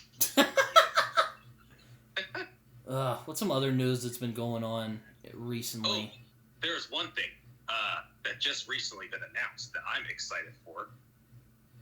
That is? That is No Way Home extended cut is going to be released in theaters. Ooh, yes. I'm not entirely sure if I'm excited for that or not. Here's the thing. Wasn't a huge fan of Homecoming. Thought Far From Home was alright. fucking loved No Way Home. Great flick. One of the best things the MCU's put out since Endgame. Could not fault it. It's literally Spider-Man Could not Endgame. fault a single thing about it. One thing I absolutely could not fault about it was the duration, which was fucking long, but because the film was so good, it felt all right. When the credits rolled, my first thought wasn't, wow, I love that film. I wish it was 10 minutes longer. No, it was already fucking long. I'm not sure I could sit through a longer version of that film. I get that, but I gotta say, I wouldn't. It wouldn't hurt to see more 3 Spider-Men hanging out together. But that's just me. Yeah, that's the only reason why I'm excited for it. Honestly. Oh my god, I can't believe when I went to see No Way Home the first time, we were all sitting there, and when fucking Green Goblin drops that, I'm something of a scientist myself. Me and my brother were pissing ourselves. Oh yeah, I was the like, cinema was fucking silence. I was like, "Who are you, heathens? And why are you watching this movie?" That was the greatest line in the entire film. How are you not reacting? Yeah, that was one of those. I was telling Jacob, this was one of those where it could have been so bad, and it was like, but it was like perfect. I was like, oh god, I love this. Willem fucking Dafoe, man. I love So him. good. Britain's man crush. Oh yeah, I love him. He's so good. Mm. Yeah, I ain't gonna disagree. Great dude. So good in The Lighthouse. Oh yes, I did see Top Gun Maverick, and it was actually good. Really? What is this? A good legacy sequel? Wow. That's actually impressive. Well, I've heard Ghostbusters Afterlife is also a very strong legacy sequel. Yeah, I've heard that too. I saw a scene. I'm like, oh yeah, I bet that made all the Ghostbusters oldies cry. I'll admit, I'm not the biggest Ghostbusters guy. Like, I like the original movie quite a bit. Great lines. Just awesome line delivery from, like, 4 comedians at the top of the game. Yeah. My favorite scene, though, is when he's like, they caused an explosion. Is this true? Yes, it's true. This man has no dick. And then you get the whole, oh! And you get the sunglasses from the memes. Yeah. That is a great scene. Second one's terrible, but the first one is fucking choice. I agree. Yeah, I'm with Brit. I'm not a big Ghostbusters fan, so I didn't even see Afterlife. I like the first one, though. Yeah. Though Afterlife actually looked like it was made with some soul, like there's actually something that looks interesting. And then Paul Rudd. It was just everywhere. Yeah, and Paul Rudd. Oh yeah, those cute marshmallow monsters who, even though they're evil, I can't help but feel bad for. Yeah. I'd also kind of want to eat them because they're marshmallows. I ate some burnt marshmallows the other day. Ooh. Mm. So That's good. the best way to eat a marshmallow. But yeah, back to Top Gun Maverick. I liked it. I thought it was a lot of fun. Miles Teller came back from his hibernation. Oh wow, where have you been? Look back. Drumming. He looked almost exactly like Goose. It was pretty creepy. Oh, Goose. Although, did you see Gail Simone on Twitter trolling all the Top Gun fans? No, I didn't. It was amazing. Like, it turns out that Top Gun has some quite vocal, quite devoted fans. And Gail Simone decided the best thing to do would be to spend all day annoying them because she's a professional Twitter troll. And it's amazing. It was just fucking hilarious to watch. Like, she live tweeted watching the first film for the first time and just tore it apart. And they all came for her, and she just fucking destroyed them. It was amazing. Oh man, I really liked the first one. It's my favorite cheesy '80s film, man. Better than Karate Kid. Yeah, and Karate Kid. Like, that's like the top cheesy '80s film, man. I don't think she was doing it maliciously. I think she was just being funny, and it was fucking hilarious. Well, no, I'd hope not, because, I mean, I'm not one of those, like, there's people coming out of the wetworks who are like, see, they're not spreading the message, and I'm all like, God. The woke phobics. I've heard one of my friends, or some guy I know, call them that, and I'm like, perfect. I hate those guys. Ugh. No one peeves me more nowadays. The woke phobics. Ugh. Yeah. Mm-hmm. Fuck those dudes. Obi-Wan. Still very strong. Oh, great show. Hell yeah. Have you caught up on it, Jacob? Oh yeah. Let me tell you. Obi-Wan and Darth Vader's confrontation. Was not disappointed. Oh my god. So Episode 3 is probably the best one so far. Kenobi was, Vader was just being such a fucking savage in that episode, just dragging Kenobi over, like, burning shards of broken glass. That was so hardcore. So freaking good. Oh my god. Good. Your suffering has only begun. You're just like, whoop! I got the chill, boy. Yeah, I've been absolutely loving that series. It's kind of annoyed me, though, because every episode has been like an 8.5 out of 10. Like, they've almost nailed it every single time. But there's always just been one really dumb scene in every fucking episode that has just, like, thrown me off and caused me to take off that point and a half and drop it down to, like, an 8.5. It's where it should be like a 9 to a 10 every episode, and it's annoying me. There's only 2 episodes left. They need to deliver 2, like, perfect fucking episodes for these final 2.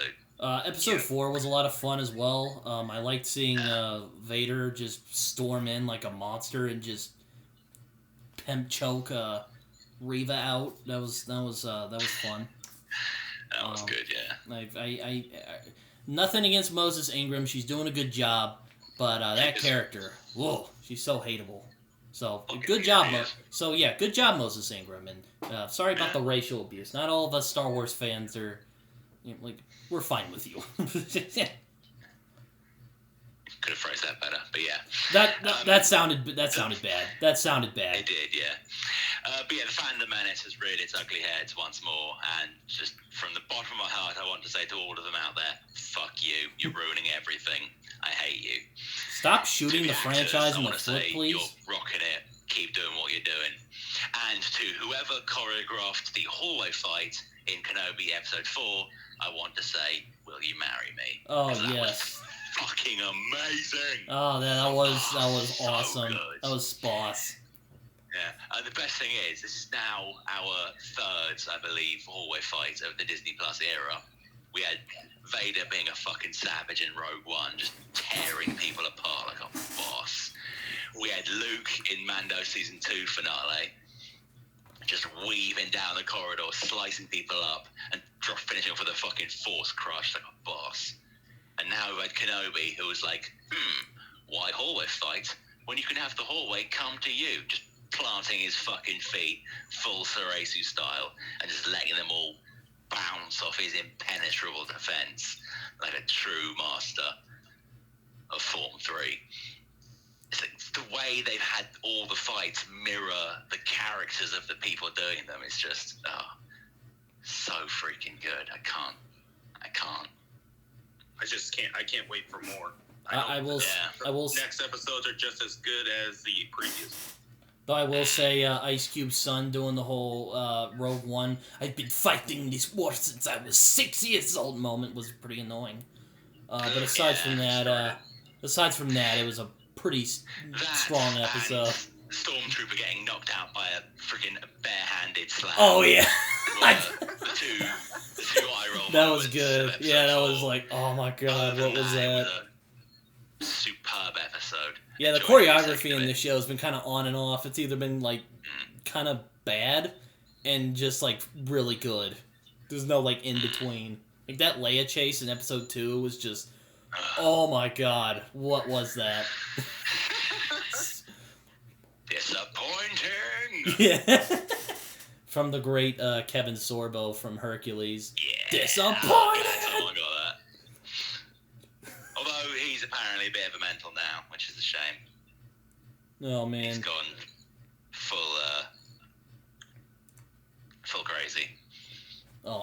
God, you know, there's a but yeah, it's.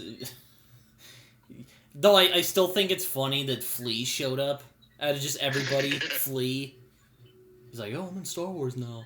I'm gonna rock out playing the bass. Well, it's kind of weird that Flea is actually in 3 of my all-time favorite franchise as an actor. Like, how did that happen? I don't know, but surprisingly, kind of.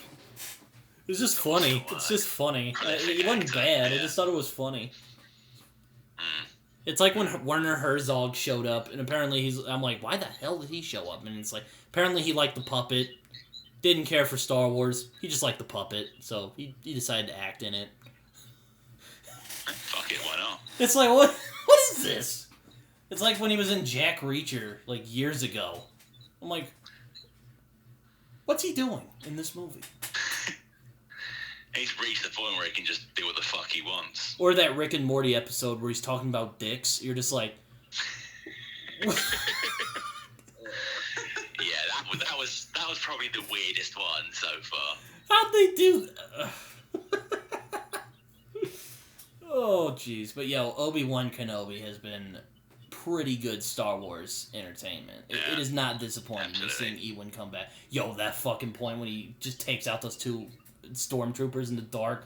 Oh, it was fucking so stout. It was so stout good. as fuck. Boss as fuck, bro. Fucking stealth kill. Get wrecked. I'm like, yes, Obi-Wan is back, baby. Everyone's like, oh, Obi-Wan's being a bitch. It's like, bro, he's been out of commission for 10 years. Like, come on. It's like Logan. You don't think he's gonna be just like back up to the mount.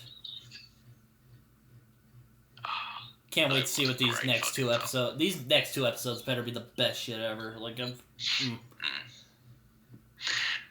Really hoping they do get a second series. I would like that. Yes. Although I've heard that apparently Reba's getting a spin-off. So oh my god. I'm kind of wondering, would that just be season 2, or would it be kind of like Book of Boba Fett, where it's like kind of tangentially connected and then I was Kenobi like, shows oh up man, for a bit and then disappears? can you at least finish Obi-Wan before we get the Reva miniseries? Because I want to know if she dies or not. Evidently not, if she's getting a miniseries. Oh yeah, Andor's coming out, which I have no feelings about. If you recall, I had very mixed feelings about Rogue One, and he also had one of the most memeable scenes of all time, which is impressive considering the meme quality of Star Wars over the years. Which particular scene were you thinking of? What do you mean? The memeable Andor scene. Oh, yes. If it's the one that you're thinking of. What's the one that you're thinking of? I'm not. So that's why I'm asking you which one you're thinking of. Oh, it was the one I was just saying earlier. It's like, I've been fighting these wars since I was 6 years old. Really? It's just a terrible scene. It's so bad. Forgettable. I can't wait. I can't wait to cover Rogue One because I'm just gonna tear it. I know my cousin Preston might get mad at me, but there's dumb parts in it. What? I dread the day. You dread the day when we get the but that if they had just made it into like a 45-minute short movie of the battle at the end of the movie, which is actually really good by the way. Bam, good short Star Wars movie, would have gotten all the awards. Yeah. That would have been great, yeah. Because battle scene's the best part of that movie. Like, it's the only time I felt anything. Yep. Agreed. But yeah, Andor, I'm not looking forward to it. Why are they making it? This dude is just like, man, as bland as stale toast. Yeah, why make a series out of him? Rogue One already sucked, and he already sucked as a character, so... Was that the scene you were thinking of, by the way, Taheg? Yeah. Okay, good. Good, because I'm like, oh, God. I hope there's not, like, another one, because the one I'm thinking of is the one everyone makes fun of. Yeah, it was a truly, truly awful scene. Oh, God. Oh yes, I've heard Miss Marvel is good. Like, people are like, bro. So good. Like, I'm like, I don't care about this. Like, I've been kind of trying to take a break from the MCU right now. I'm waiting for Thor: Love and Thunder, and then I'll go back to my hibernation from the MCU for right now. But people are telling me, yo, Miss Marvel. It's seriously fucking good, dude. I'm like, okay, it better be. I'm like, okay, it better be Loki tier, or we're not talking. I mean, there's only been one episode so far, so it's hard to really judge the entire season. But it was an incredibly strong first episode. Really funny, visually very well done. She's a great lead. Supporting cast are all pretty strong as well. It's like there's very little I can say against it. People are like, oh, it's like an Edgar Wright movie. I'm like, all right, yeah, you better be right, or I'm gonna smack you. Like, the opening scene is just straight out of sort of Scott Pilgrim or something like that. You know my favorite scene of that movie? Apparently it's Edgar Wright's favorite scene, too. It's the scene where the chick, Knives, isn't that her name? Four Knives? Yeah. She shows up, and, like, Macaulay Culkin's brother's trying to cover for Scott. And he's like, oh, she's like, oh, is Scott home? Oh, no, he, like, shuts the door, and he jumps out of the... he jumps out the window. I love it. Yeah, he just left, yeah. We actually, funny enough, that reminds me of one of my favourite moments from the first Thor movie that we're ostensibly still discussing.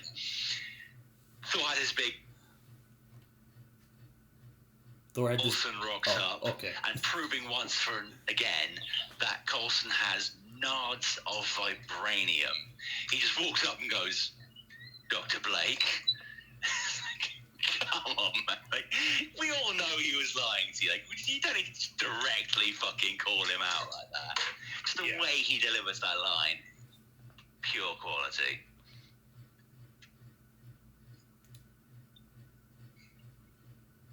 I haven't checked out Miss Marvel yet. I'm like Brit. I'm kind of taking a break from the MCU. I didn't even finish Moon Knight.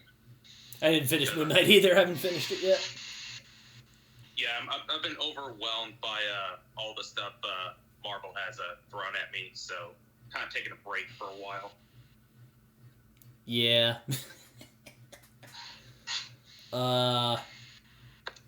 Yeah.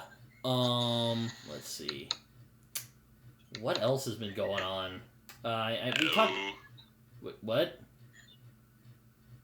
What'd you say, Taheg? How much of that did you get? You said, oh.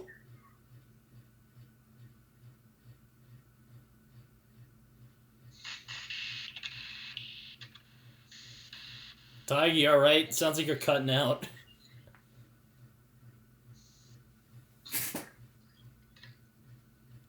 Can you still hear us?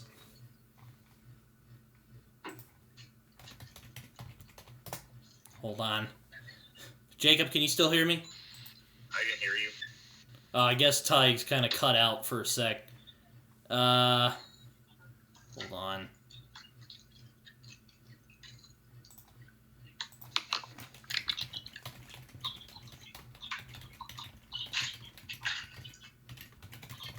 So, have you seen anything recently, Jacob?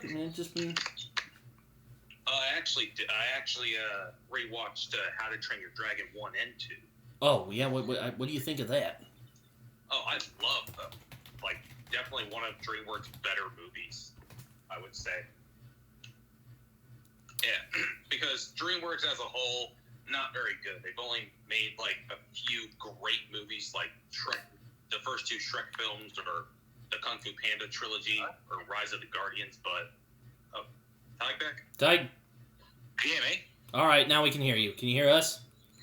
Yeah, I don't know what happened there, sorry. My Facebook team was just decided that I wasn't talking anymore to cut me out. How much of my whole rant did you hear? I just heard, oh, and then you kind of cut out.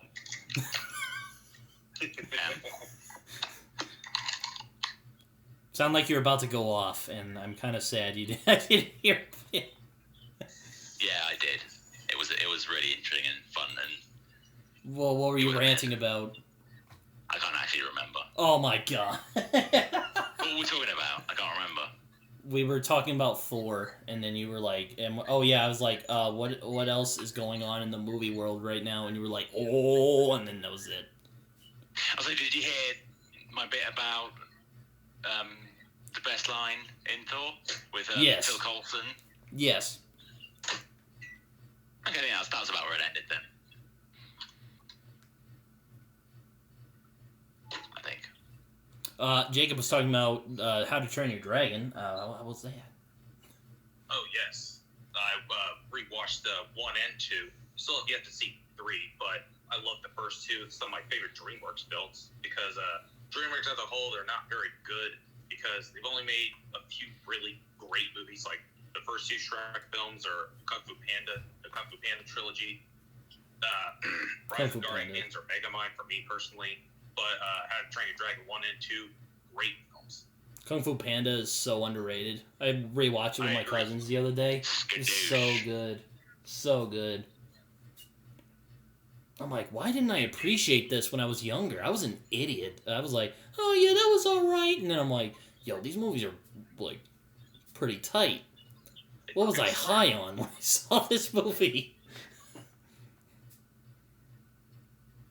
Great movies. Back when DreamWorks were on their A.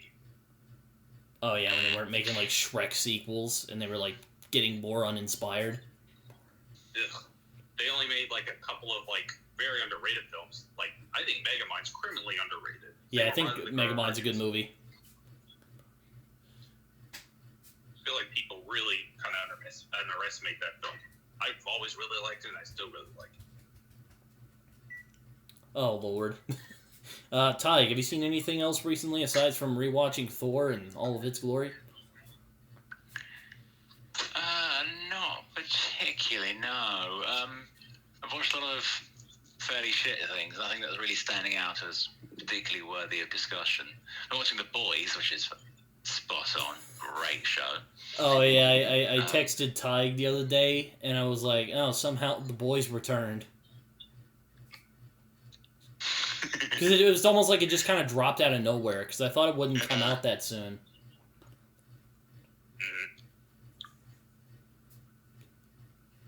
And I'm like, yeah, the trailers kind of seems like it's going to be kind of wacky.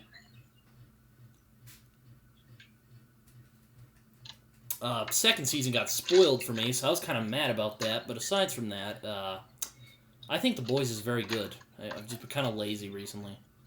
And yeah, I think the third season's been quite strong, so I'm glad I'm handling it. It's fine. I saw Devil in a Blue Dress the other day. That was pretty good. Had Denzel in it.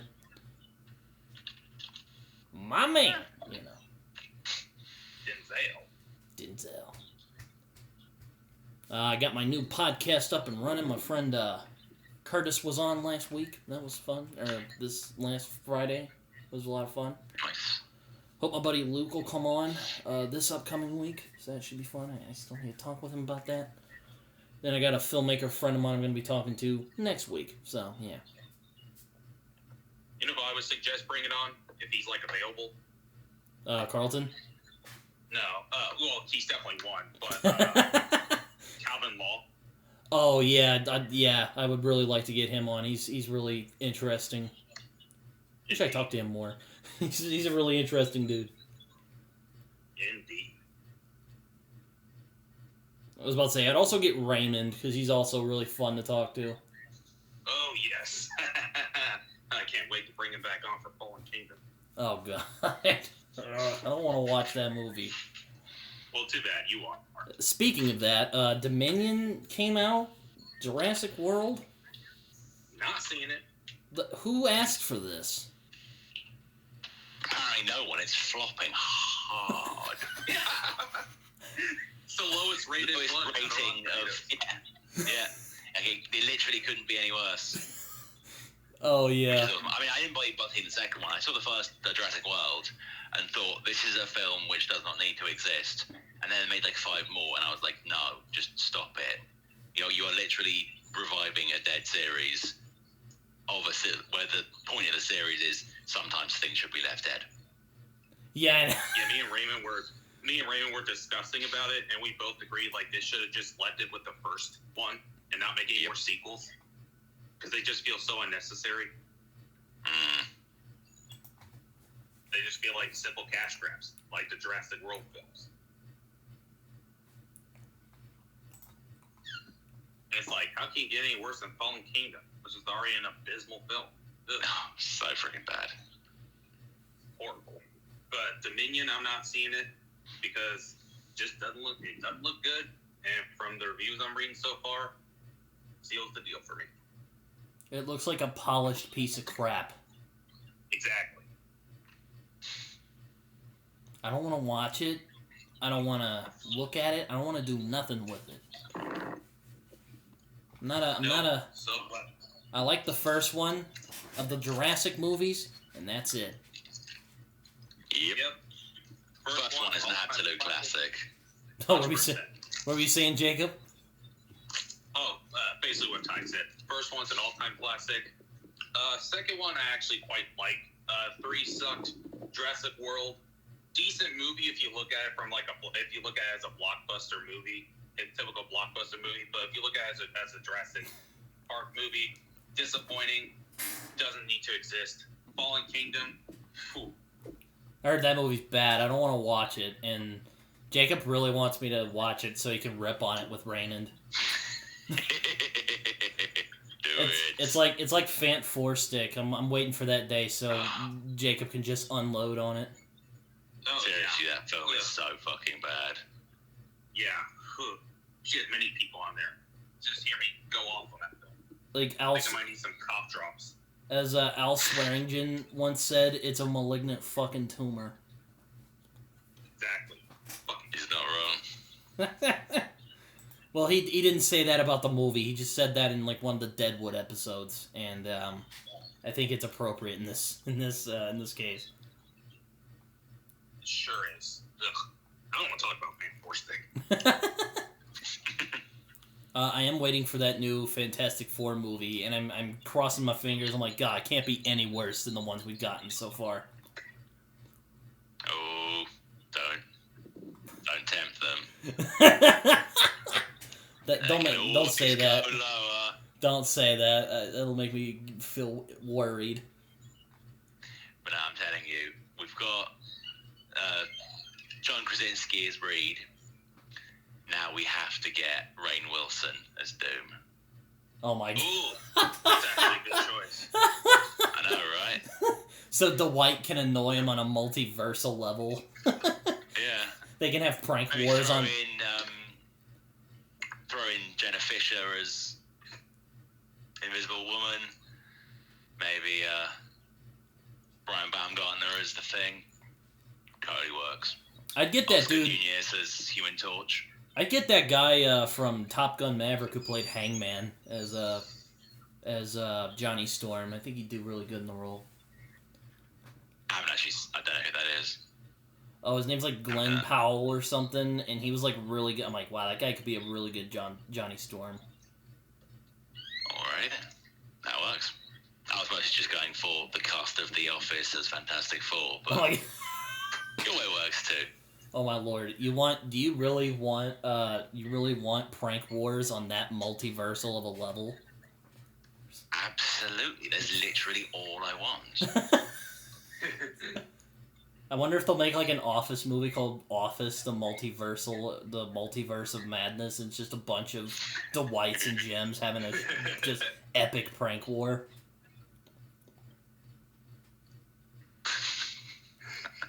I would definitely watch that. It would still be better than Fan 4-stick, so who cares?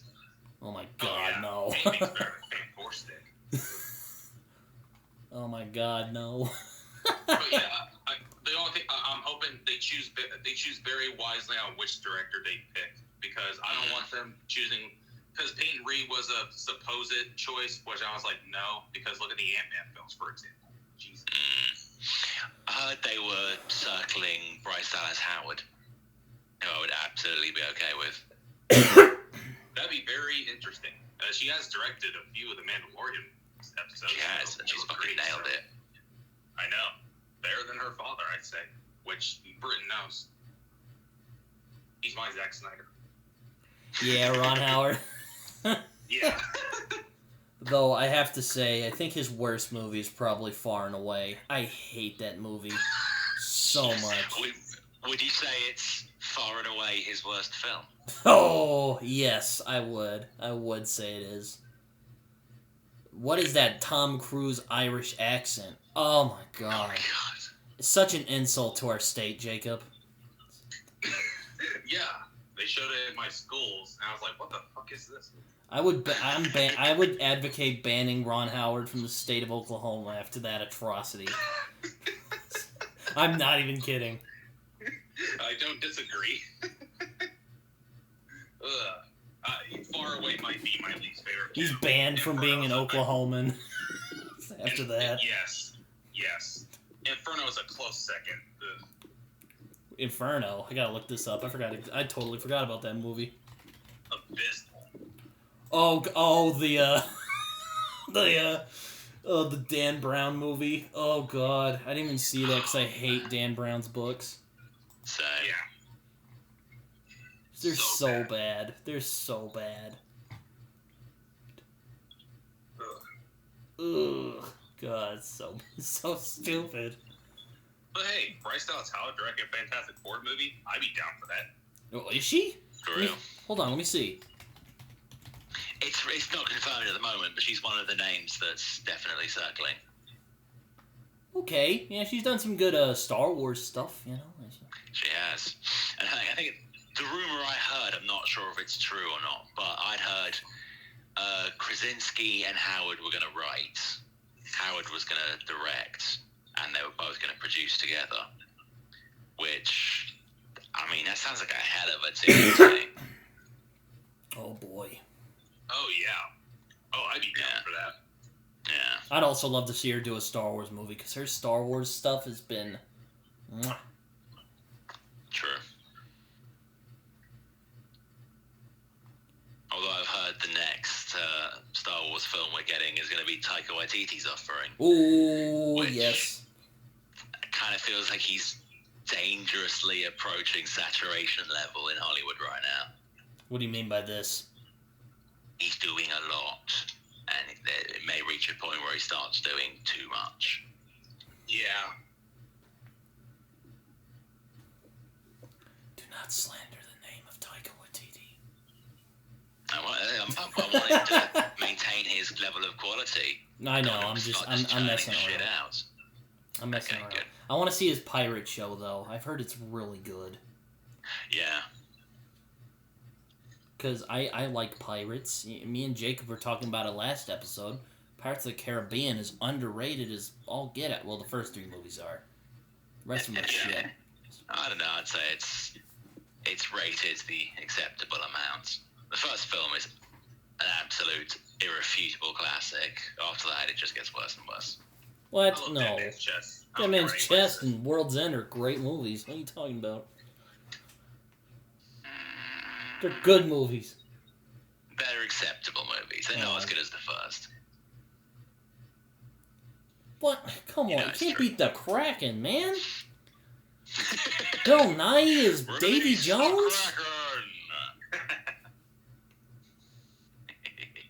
doing his best Sea Dog impression. Come on. You cannot say that's bad with a straight face. I didn't say it was bad. I said it wasn't as good as the first, Fine. which you know is true. So here's a funny thing. Rumor has it, The Rock, Dwayne Johnson replacing fucking Johnny Depp in the sixth one. You fucking kidding me right now? I'm not joking. I know that. I'm just. Oh Lord, I don't have anything.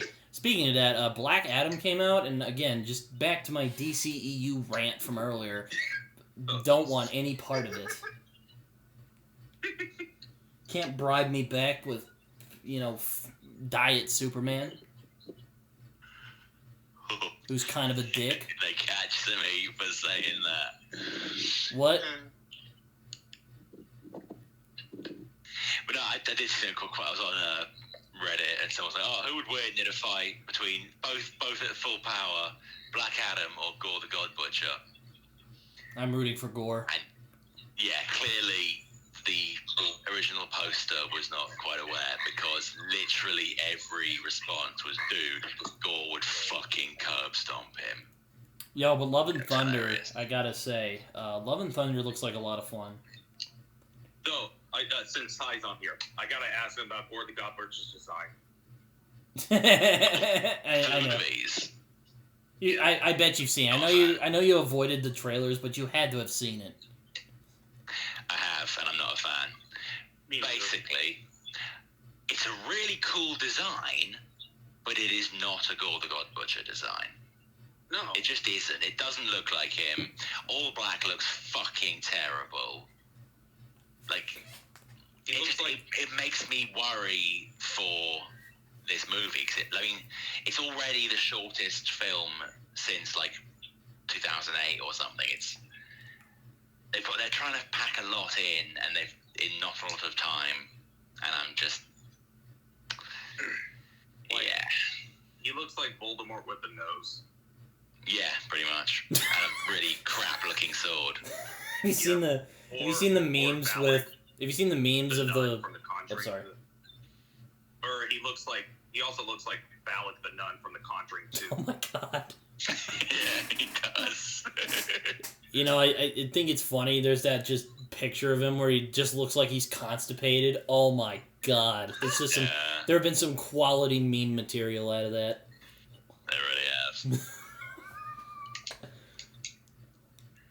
I'm having a lot of fun. Oh my god. Have you seen... I showed you the American Psycho memes of Christian Bale as Gore. It's Gore's face replacing Patrick Bateman's. Oh, it's so funny. Oh, jeez. It's like, I don't know. I like the black and white aesthetic, but it doesn't, like Tykes, it just doesn't look like Gore. Just someone who CGI'd it up. Like, it looks nice. Like, come on, just go with the original design, guys. Like, it's not that bad. That's the part that frustrates me the most. Like, his design is so simple. It's just like, he looks so badass in the comics. Could have gone with that design. You have Isad Ribic, one of the best artists working today, and you choose that? Come on. Looks like his cousin, Boar.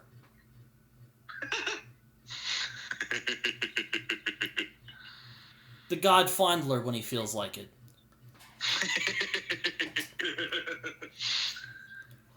Accurate. The God Gelder, I don't know. It's cuts their balls off to make sure they can't spawn. A+. And then Gore comes and kills them. I wonder if it's gonna be like a Banjo-Kazooie thing, you know, from Smash Bros. When they did the meme with when they did the meme of the goose dog, and they were acting like that was Banjo, and then Banjo just like topples him, and then there's Banjo, and they're gonna do that. It's gonna be like this weird look, and then Thor's gonna be like, well, that's not scary, and then the real Gore shows up and just steps on him and is like, aha, I am Gore. And he's like, oh, okay, that's more appropriate. Mm-hmm.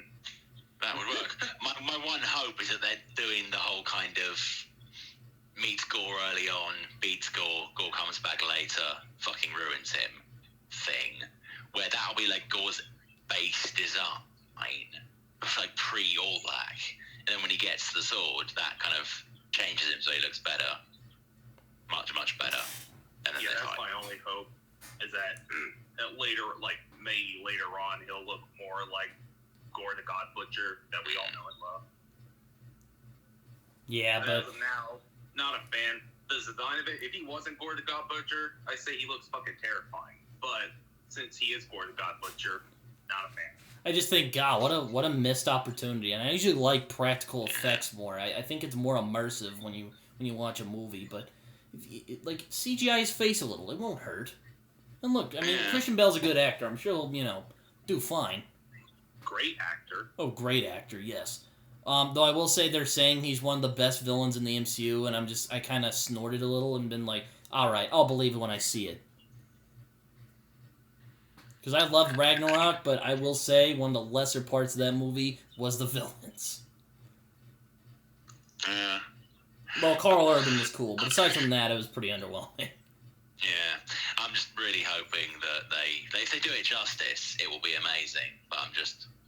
Yeah, it kind of seems like a hodgepodge of Jason Aaron's run. Yeah, and like you're trying to fit 20+ books into a 2-hour film. Hey, they may like try and continue some of the storylines from the movie. God, I hope so.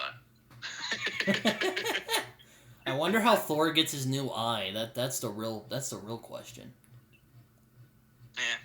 I kind of liked, battle torn Thor in Ragnarok. Oh, me too. Hey, looked alright. Looked all right. What is the matter with you? You have no taste whatsoever. I will fight you. Clearly ruined. Stop ruining things I love, Taheg. I will as soon as they stop being so easy for me to ruin. So there's one thing I'm excited for Love and Thunder, Thor's workout montage. Where he looks less like a hillbilly, and then he becomes he goes from hillbilly Thor into space hippie Thor. Yes. Wait for that montage. Though I will say I can't get Carlton's thing out of my head where he says it sounds like a porno title. I'm like, fuck you, man. It does a bit, yeah. He's not wrong. No. About that. I mean, he's wrong about Ragnarok, but he's not wrong. He is. We will get to that in 2 weeks. But yeah, it's like pushing midnight here. We may have to wrap this up pretty soon. Yeah. All right, this is our first episode of the Thorathon. Hopefully everyone can be here next week so we can do Thor the Dark World, which, oh boy, that'll be fun. It's going to be a lot to say. There's probably going to be at least one argument with me and Ty, because we disagree on this movie. Absolutely. Oh, man. Oh, God. All right, Taheg, thank you for coming on. Can't wait to have you on again for the Dark World next week. Somewhere in that range. It's been an absolute pleasure. Any excuse to rant on about Thor and then ramble on about nonsense.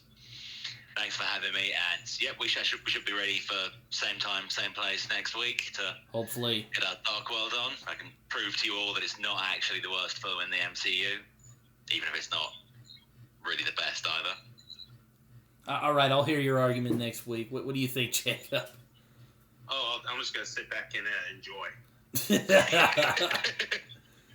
Dude's gonna turn up with popcorn.